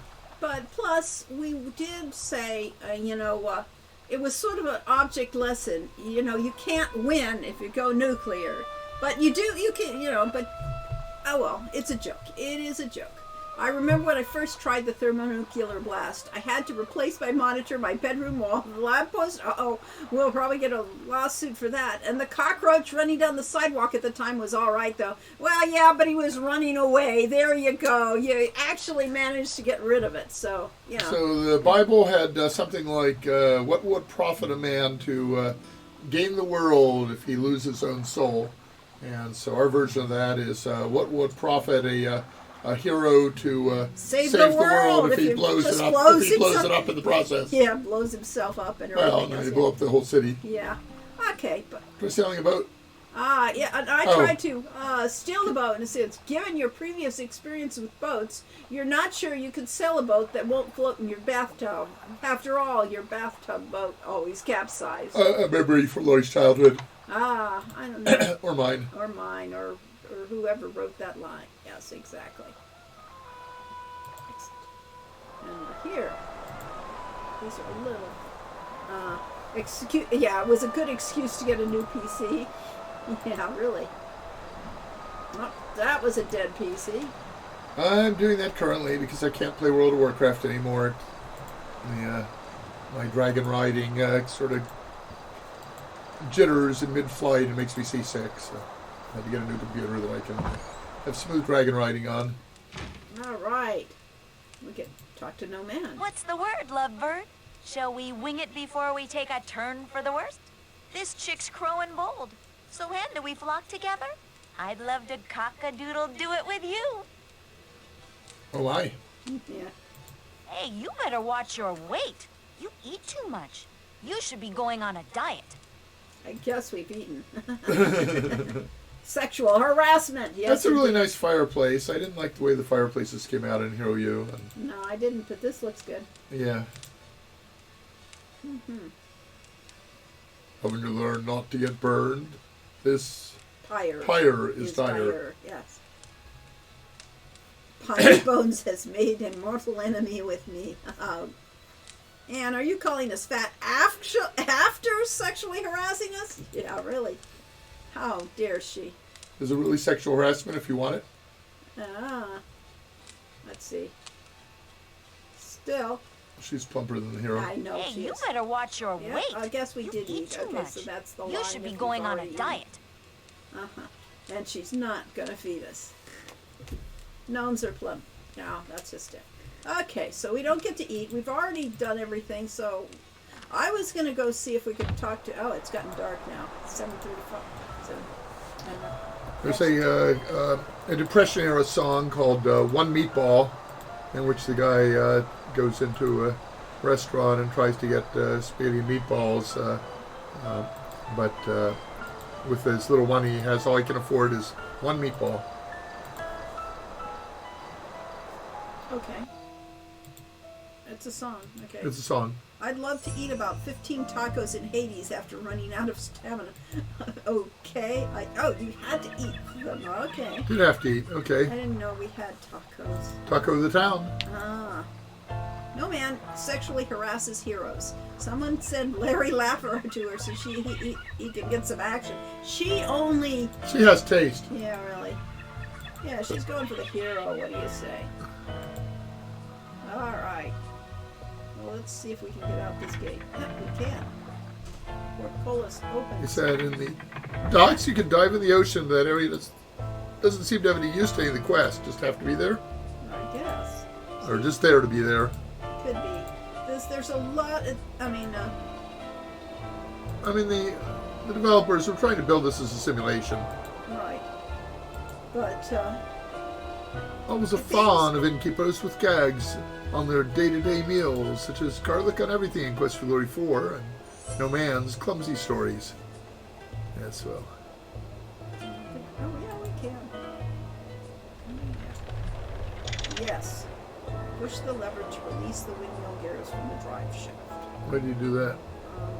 I don't know, because you can. All right. It's a puzzle to get the thing back, I think. But we don't have the thing isn't here right now. Well, why don't you push the gear again and see whether the windmill will start turning? You get animation. You can't do it? You have to press the right pixel. Maybe it's one way. Once you do it, you cannot undo it. You can't undo it. I don't know. Well, you just solved the puzzle, and we don't know what the puzzle is. There, I got it. Yes. To re-engage the wheel. Gears of the windmill. Okay. Maybe you have to take one of the vanes or something. No, it's not that puzzle. It's trying to get the stupid card over here. Looks like how I remember it. What seems different. Yeah. Is this a fan rejiggering? No, this is the original. This is Quest for Glory 5. Yeah, nobody's bothered to rejigger it. UI is in an outer frame while the play in area is contained. Ah, yes, you can change that. Yes, it can. Maybe escape. Controls, yeah. Okay. Screen size. Bordered window. Yeah, go to full screen. Yeah. Is it okay? Okay. All right, Yes, here's you what can Quest play for it Glory like 5 that. looks like without the I never border. used that option. Yeah, we originally had to use that border, and so for most of the game, it was designed with that border in place. And that was the only way to play it. And it was the only way to play it.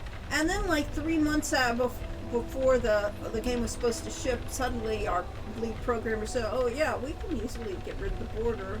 And then from then on, we were borderless, because once you get starting to play with borderless, it's actually more immersive. Yeah, because if you have to do the border, you might get bored. Yeah, obviously. Or, Throwing the force bowl into the walls while riding the car has always felt very immersive. Sounds scary, yes. So let's see. Okay. oh, Pull the lever, push the loop. we Pull the use lever. force. No, it doesn't want to move.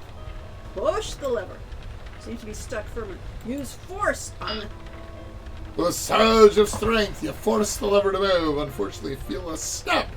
The lever flips out of your hands. We broke it. Oh, well. I guess we won't go here tonight.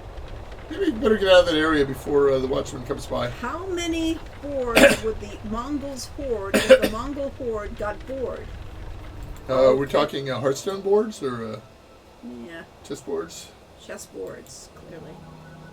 Charcuterie boards?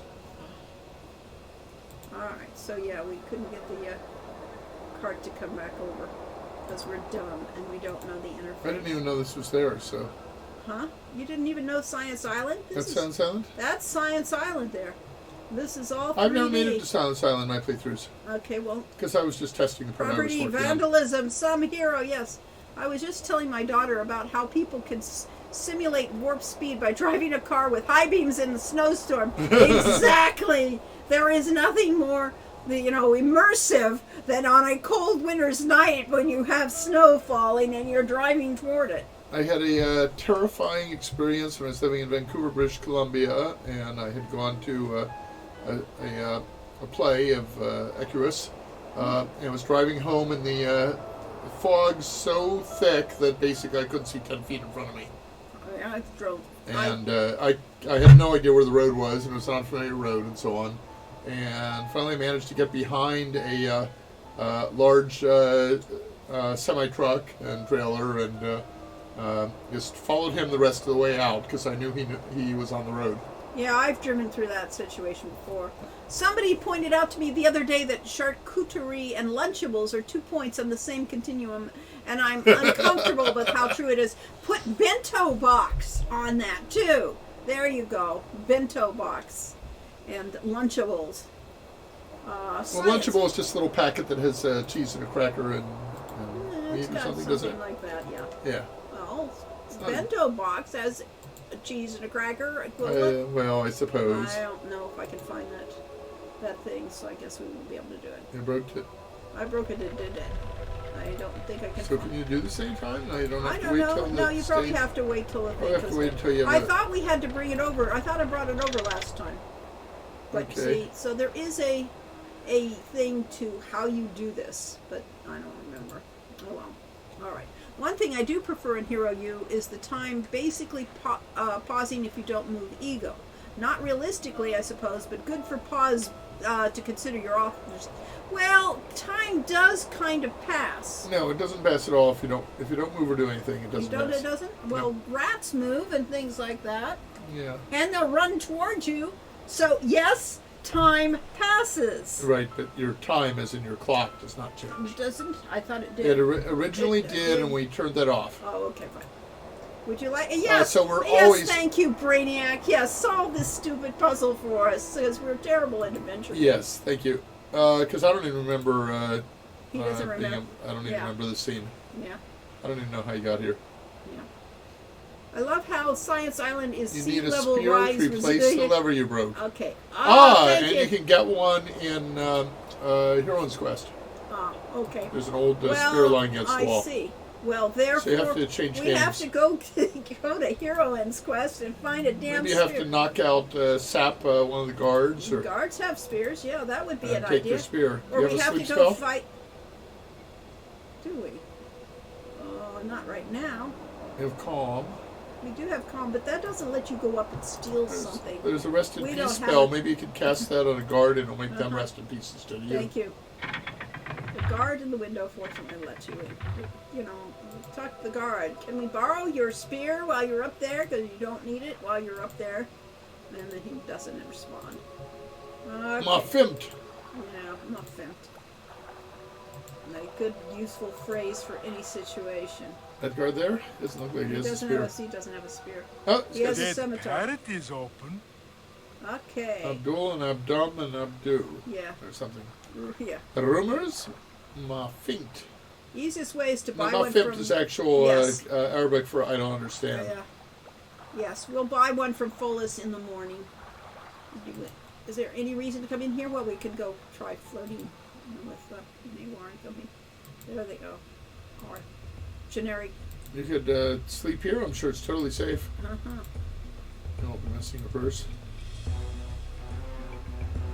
Talk to woman. That's Budar.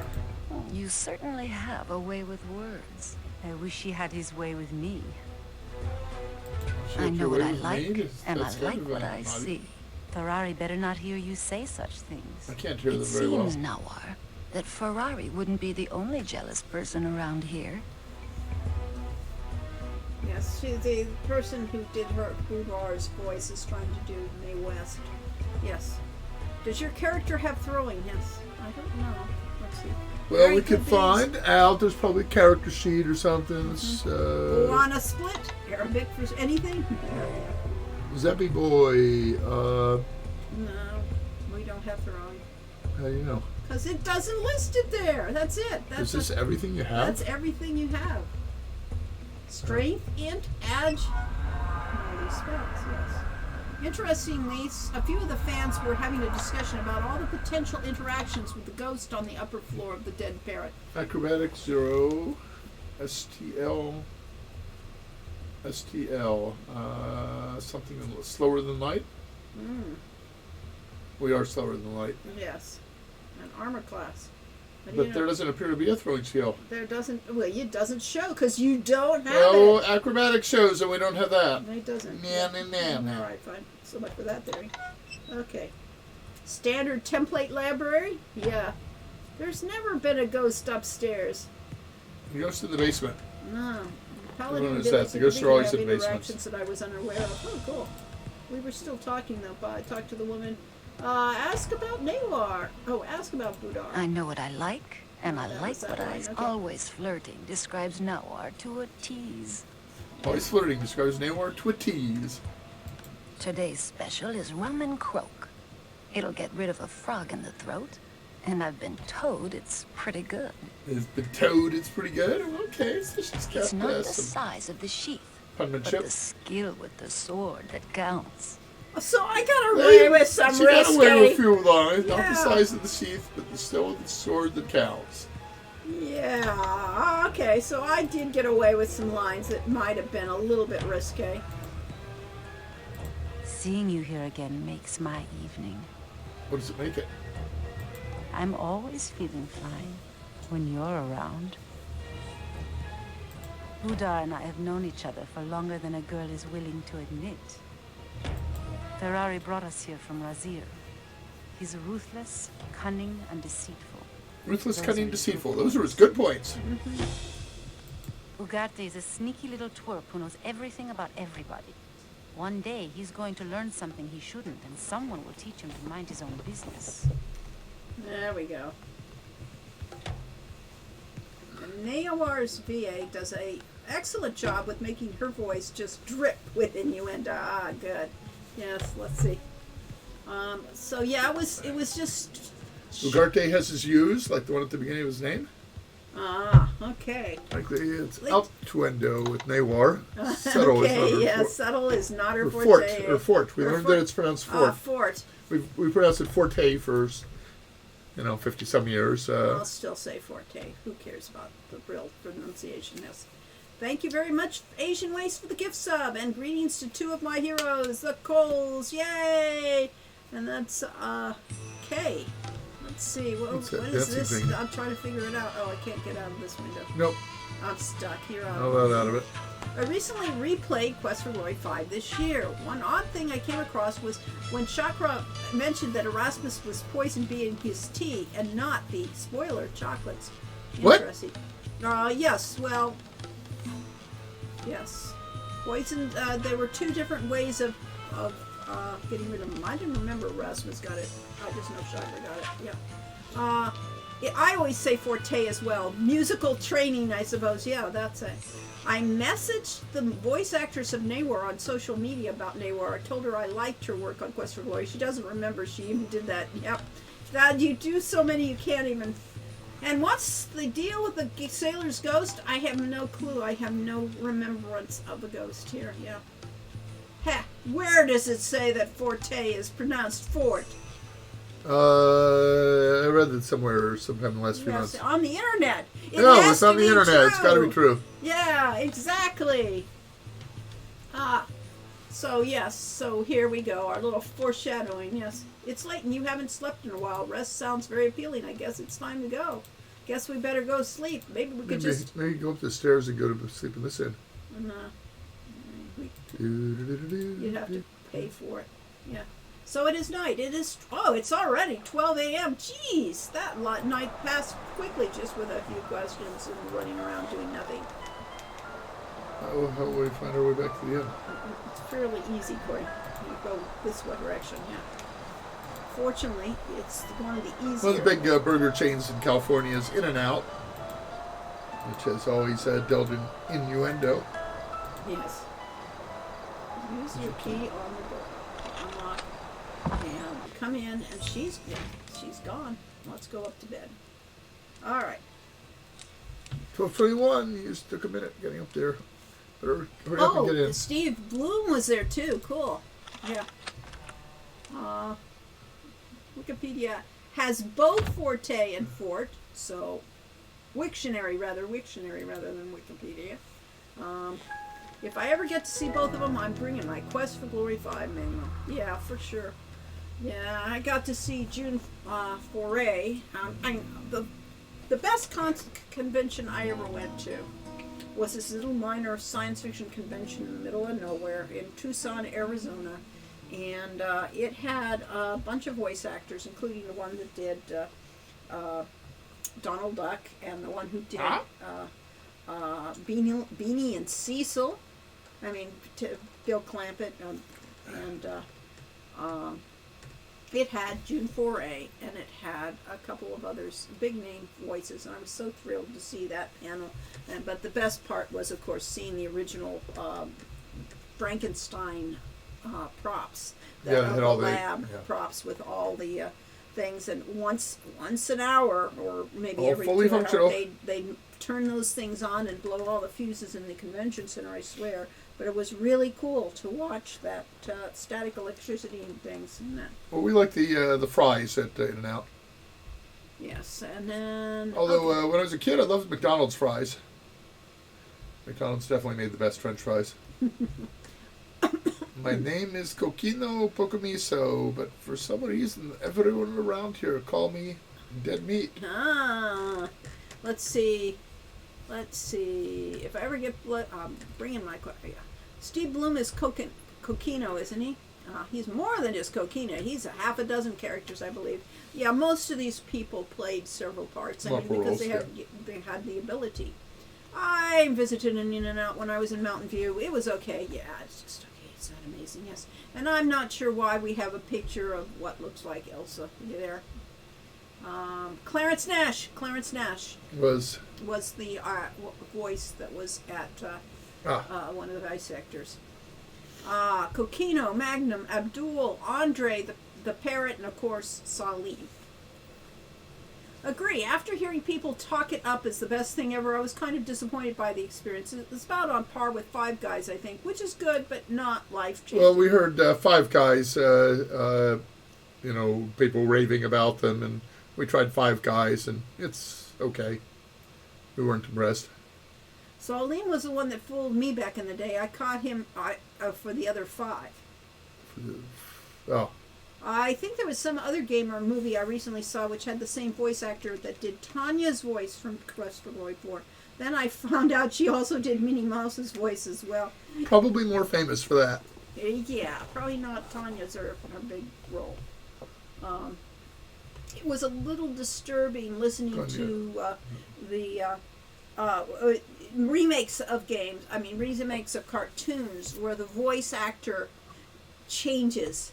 And it just is enough jarring to me, like the difference between Scrooge McDuck in the original DuckTales, for instance, or in the original Mickey's Christmas Carol. They pretty much had it between, the same, I think it was the same voice actor through Mickey's Christmas Carol, but then they changed it to an entirely different actor for the remake of DuckTales, and it just is very... it's just not quite right. And our example, that was Quest for Glory 4, the gypsy fortune teller that a couple of lines got lost and Laurie filled in for it. Yes, and everybody people notices. instantly pick up on that as that's not the same actress. Married to Wayne Allwine, the voice of Mickey. The obvious jokes were made. Wow, that's fun. Unless the voice actor changes to Jim Cummings, then you can't tell. Yeah. So yes, and we've said in the past, we didn't actually, you work in Refresh, you were up and already out, ready out to go out. Yes, we're good. We have done our thing. Well, we're sitting there, got up to 9:10. I know. We got up at just sit 7. there- Yes, Alan Young was the Scrooge McDuck, yes, until his death. And, he's the one I think of. Anne's up early. What do you mean early? It's after 9. I know. Counter is slick with oil. You would probably slip if you tried to stand on it. How's your day, Jose? We could make a great couple. You've got beauty, brains, and brawn. And I've got, well, a good sense of humor. Hey, it could work. Okay, and Haggis McMucklin in Curse of Monkey Island, which was blatantly his Scrooge voice. Of course he was. The voice actor that died recently, that was... Really? I didn't even know he was sick. Yes. We're that played having LeChuck goulash. and played... You don't want to know. You really don't want a to couple know. other really important people. Yeah, Earl Bowen. I did not recognize... I recognized him as an actor. I did not know he did the voices of people I really, really loved to hear. So it was very sad to hear him pass away. Did you actually eat anything? I think we did. We're up and away. Exactly. Leaving your dishes on the table for no man to clean up. Yeah. Well, that's why you're standing it in, so you can be served hand and foot. It's it's a thing. We have a kitchen half full of dirty dishes right about now. Right, we do. We have a messy kitchen. Say hello to my favorite person. And may you be having a pleasant day. Namaste. Business has been rather slow today. I am thinking that I not think many we heard people this have been last time, breaking yeah. their empora. So we have I not make changed very dialogue be yet. very careful. I would not like to read any bad news about you on the notice board. Good day. Yes, the way I wanted to do dialogue for Quest for Glory, and unfortunately, the person that developed our composer tool didn't really quite understand what I was leaning for, is I wanted to have every character have standardized dialogue and then be able to add and subtract lines on the fly situationally. And we sort of did that. We actually made it so that you can have conditionals on lines and say, okay, you only get this line if you've got the clue to it, and so on. But, we didn't manage to have, big generic dialogue so that there would, so that lines you were always using, like greetings, would be there. I wanted to find, we can go over to magic. Affected by a spear from a I know, storekeeper. and we can't do that yet.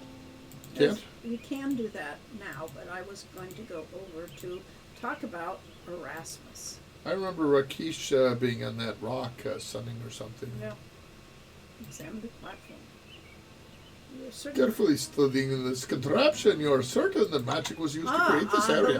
believe we have a spell for this. Maybe not on our screen. Trigger? Yeah. What's our interface? It's S for spells. Spells. What's the trigger spell? Third from left. Oh, you're right. Okay. So, Elvis? Oh, yeah.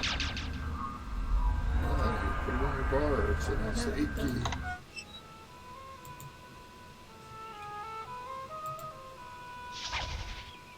You activate a teleport spell upon this magical portal. Oh, Portal is a town near Yosemite. Okay. Your spell has no effect. Okay. What? Uh-huh. Can you walk off into the clouds? He that wishes to pass through me first must answer questions 3.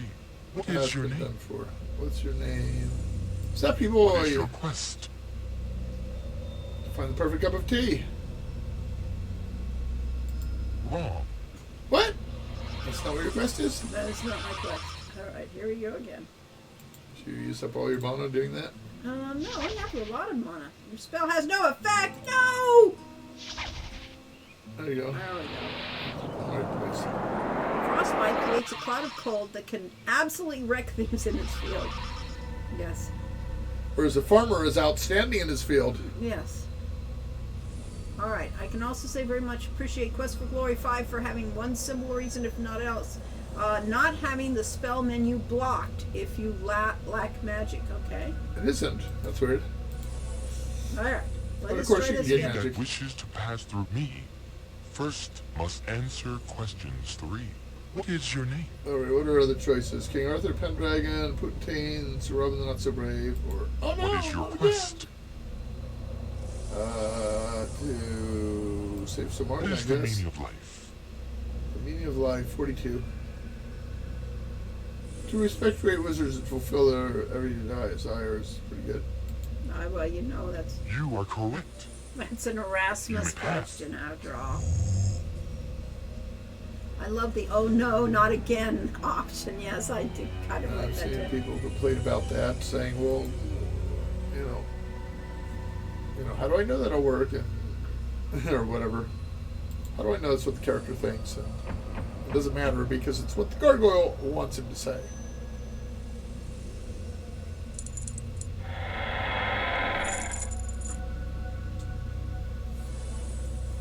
Well, that was probably a reference to the This With the is, I petunias. mean, this actually is, look at the nice background here. I mean, I really like the posts and things. The colors are a little bit jarring, though.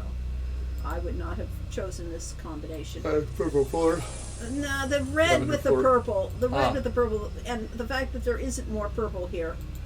But, it's too far for you to reach. Okay, but we can fly around here. Now, why do we have a room that you fly around in? Why do you have room that you fly around in? Because you want to use the swimming interface? Because they showed us, early on, we said, can we do swimming? And they said, well, yeah, we can get away with swimming. We can do swimming in this, and this is how we'll do it. And so I said, well, if we could do swimming here, why don't we do it in Erasmus's castle house? Because it's just so fun that he would make you swim around the house. Is it a popcorn machine? That's a popcorn machine. Yeah. Perfect timing. You are most welcome right now. Fenris and I have just finished a game of Wizard's World. Erasmus was losing, so he blew up the game. I just got a little over-enthusiastic, that's all. Now, what can I do for you? All right. So, well, there were influences of on Erasmus. One of the big influences on the character of Erasmus, besides the fact we did the comic strip on it, was Merlin from The Sword and the Stone cartoon, if you ever saw that, or the book, if you ever got to actually read the original book, which was very interesting, or the book that became, which was The Once and Future King. Merlin, in the first half of that book, or in The Sword and the Stone, was a really interesting character who did live life backwards in time and things like that. So it's very clear, looking at character design for this character, they went back to the original design for Merlin in the Disney version of The Sword and the Stone. I am, by the way, rereading a book from the 70s by Lyndon Hardy called Master of the Five Magics, and discovering that it still holds up very well. It's a very thoughtful and interesting book. The gargoyle actually blocking you with a correct answer when it's a thief's password, I felt was a brilliant touch. Yes, that was, we were pleased with that. Says if you know that, you must be a thief. What's going on there? I think he's being something. I don't think so. He's making a magical projection of himself. Is, yes. How interesting. Let's see. Also, I love the reuse of Fenris's Quest for Glory 4. Yeah, if you're bored, you just blow up and things like that, I guess. Let's see. I still remember being asked by a friend where 42 came from. Yes, he knew I was a reader of sci-fi and liked computer games, so you would know best. Yes, most of us. The ultimate answer, life, the universe, and everything. Yes, it is. If cussing was okay, then instead of Maybe no again, it would be yes, it would be nowadays, but it wouldn't be. Well, the no, not again was the whale that was continuously the infinite improbability drive kept affecting it, and it kept falling and going splat. Turned into the petunias. Yes, petunias. Okay. A vase of petunias. And, I think if anybody picked up Quest for Glory 5 based on the cover, expecting Tone, immediately knew what they were into once they were swimming around this room with a popcorn machine. Yeah, I think so. It's not quite in tone keeping with what the cover's doing. Fenris is attempting to download a new upgrade. Beat me up, Ratty. Yes, really. All right. Cannot respond to your thesis. He's concentrating too hard. Come on. I see. Greet Erasmus. You look a little distracted, as if you had something on your mind. Fenris can be rather irritating at times. That's irritating. We rodents don't know when to quit.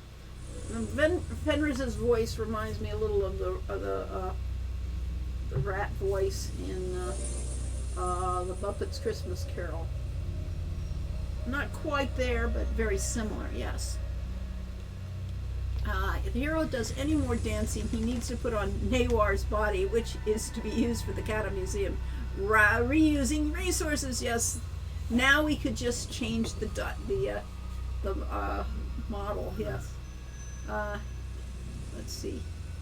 Wow, thanks for the sub. I love the Coles in the old Sierra games. Well, I'm glad. Thank you, Timbuktu. I didn't consider the poor falling whale's thought. Yes. Yes. Yes, but oh no again was Petunia's final thought, which was later explained in the third book.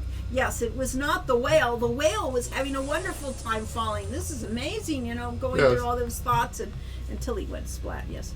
Interesting, the Erasmus is based on his fellow alumni of Wit. Yes, exactly. Rizzo Rat. Yes, exactly. Rizzo. Cheers to a new year and your wonderful legacy. Thank you. Yes, happy New Year, everybody. It's still a new year and brand new time for doing weird stuff. Oh, let's ask for a joke. That's a perfect way to. Let me tell this one. A man walked up to a healer. He has a cucumber up his nose, a carrot in his left ear, and a banana in his right ear. Healer, what's the matter with me? He asked. You're not eating properly, replied the You're healer. not eating properly. There we go. Off to another exciting adventure, no doubt. I went adventuring once. Until I got an had a arrow lot in the knee. of interesting experiences and learned a great deal. My advice to adventurers is this. Never get your boots wet. They make nasty, squishy noises and they never quite fit right. Why is there not a rim shot accompanying there? Your magic is failing you both. Yes, really. Exactly. There should have been a sound with that. Can you get some popcorn? It doesn't look like it. You just can't interact with it. Oh, well. Let's swim around. Let's see if we can swim out of here. Any rate, it is now 1:24. We wasted a whole day just 4 hours, swimming around this room and watching. Maybe it was a long special breakfast. effects. I guess so. We're not going to get very far. It's now 4 o'clock after all. We're up to day 3. Yes, but we have made it to day 3. A guy walks into a doctor's office wearing nothing but a length saran wrap and says, "Doctor, what's the matter with me?" And the doctor says, "Well, I can clearly see you're nuts." Okay. Okay. I hadn't heard that one before. There we go. Back to the thing. It's kind of a scary cloud. It is a scary cloud. I did not know what we were doing. This game is, different since I have no clue what I've written or anything. At this point. they're always the art is put together by an art team that we had less and less direct interaction with as the series went on. Not so much me. I mean, I was actually got to work with the artists for this one. Oh, you did. Good. Yes. Not that it helped with colors and things like that or designs, but yeah.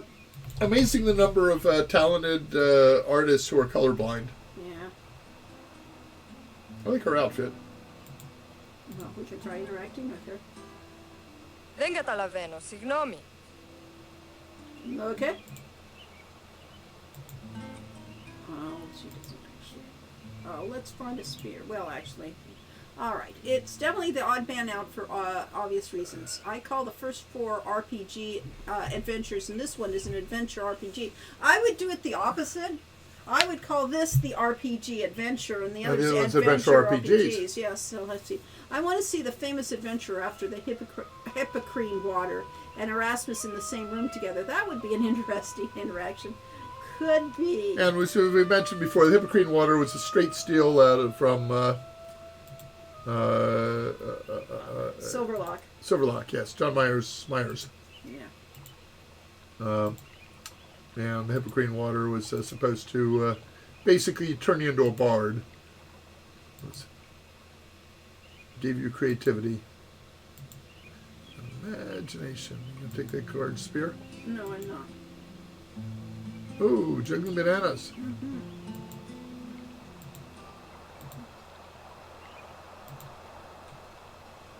That's betting.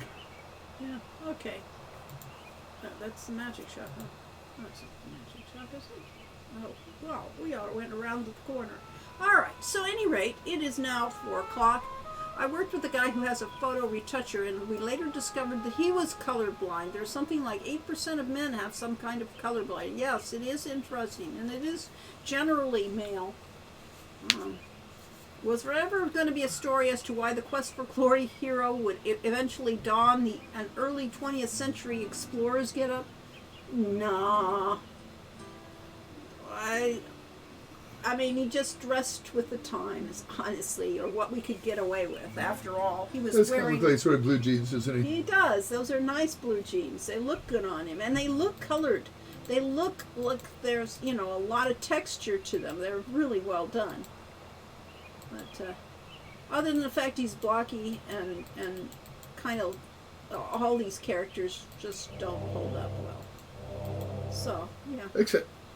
Gloriana Time is weird. It is. And one of the things that Gloriana Time has is influence from other worlds that have come across. That's why technology I haven't is found here. anyone to buy a spear from. You haven't.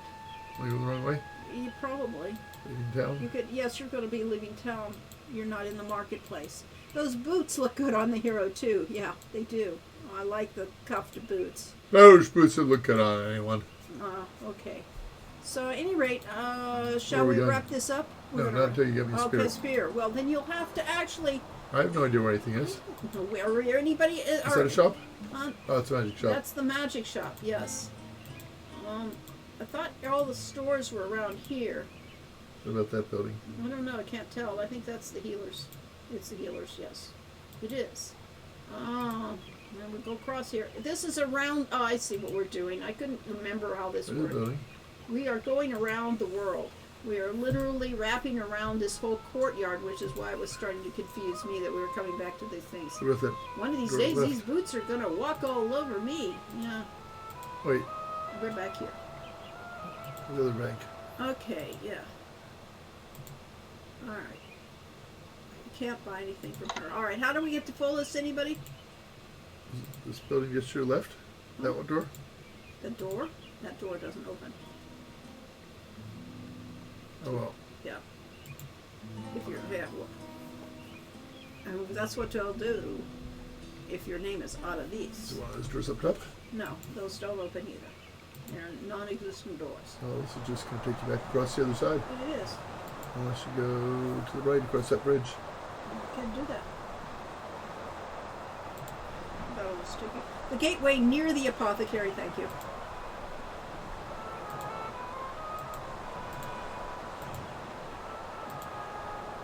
This gateway? No. Oh, we're down by the sea. By the sea. Down by the sea.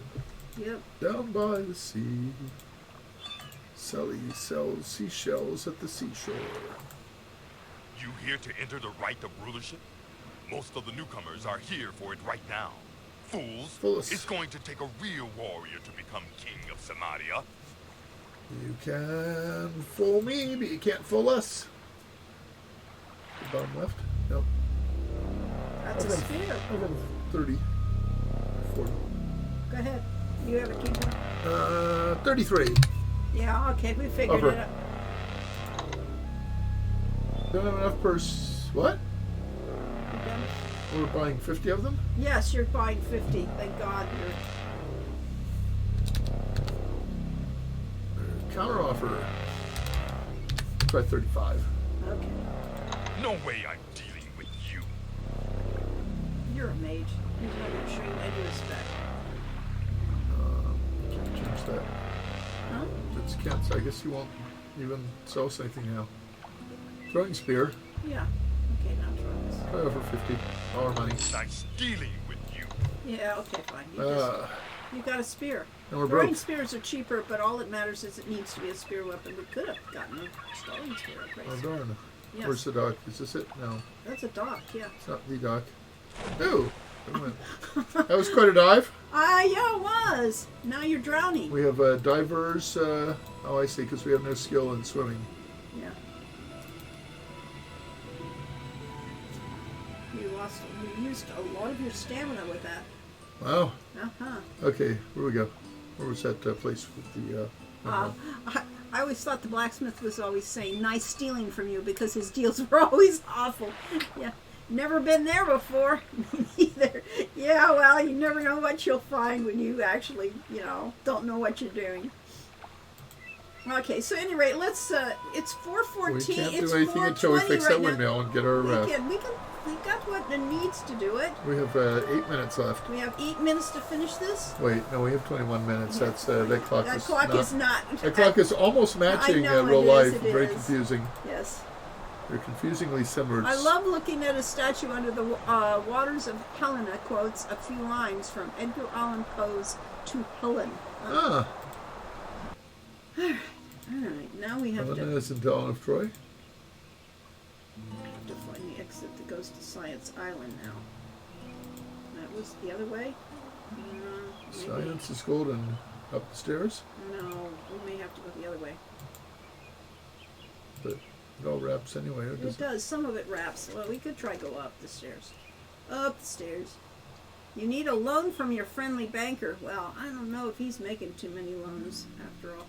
You're You gotta win the- exhausted. You must get some rest soon. Oh, you've used up all of your stamina now. That's because you've been running the entire time. Oh, You well, have to walk if you want to save the stamina. You can hobnob with the nabobs here Oh, you can't click on yourself. and share shish kebabs. All right. Constant running is dangerous. Yep. You didn't remember that, did you? No, I did not. World of Warcraft, that's like you always run. There's a walking interface. We only use it for RP. So are you guys fan of Greek mythology considering this game? Yes, we Yes. were. It was one of our first mythologies to really study and things like that. All right, how do I rest then? Let's see. Escape? Can you escape? Maybe. Controls? Doesn't seem right. No. But you know, while we're here, We could cancel. We we could save the game. could save the game. Even if we are out of stamina. Save game. Save game. Zappy boy. Click the hero portrait. Thank you.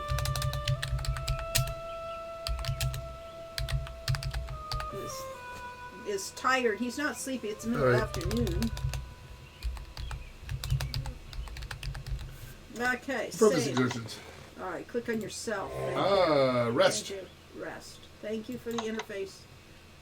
Yeah, sure. Recover your stamina. You recovered fully. Okay. Well, we don't have much stamina. Is what it is. Okay. Yay! Personally, I enjoyed Greek mythology. Yes. How do you? Sorry. How do we get back to the docks? We run Somebody should around tell us. until we figure out. Let's see. How did you feel about the movie Troy? I actually liked the movie Troy. It wasn't really, Did we watch that? Yes, I did. We did. We both did. We did. Yeah. Huh.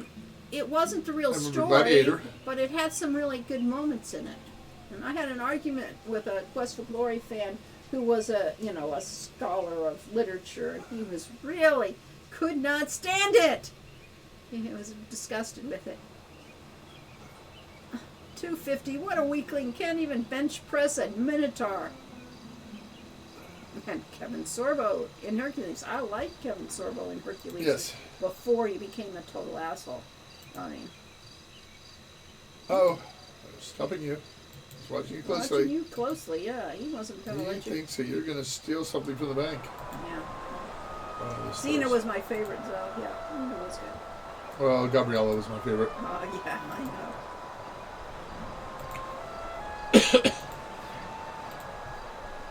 Excellent. The lookout guard opens the portcullis for you and closes the gate behind you. And you're trapped. You could throw your spear at that target if it was that throwing spear. Okay. You still have Lucy. Yes, Lucy Lovelace is still Wallace? Wallace. Yes, not Lovelace. That was a different person. Okay.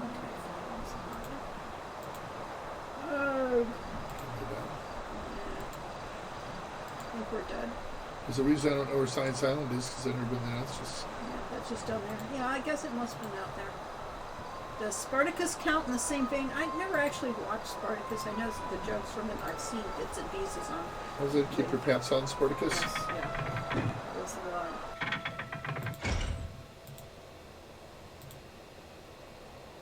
Ah. We made it to the map. Oh my. All right, we'll never get back to Science Island. No, we won't. And it's starting to get dark. We better get There's back. some dragon pillars. Ah, no. Let's go back to City Point. We're a little out of. Okay, let's go home. And now the clock gets really fast. Well, it will be because after all, You just, you Time know. flies when you're tired. Yeah, when you're tired. But our stamina's back. I know, but it's nighttime now.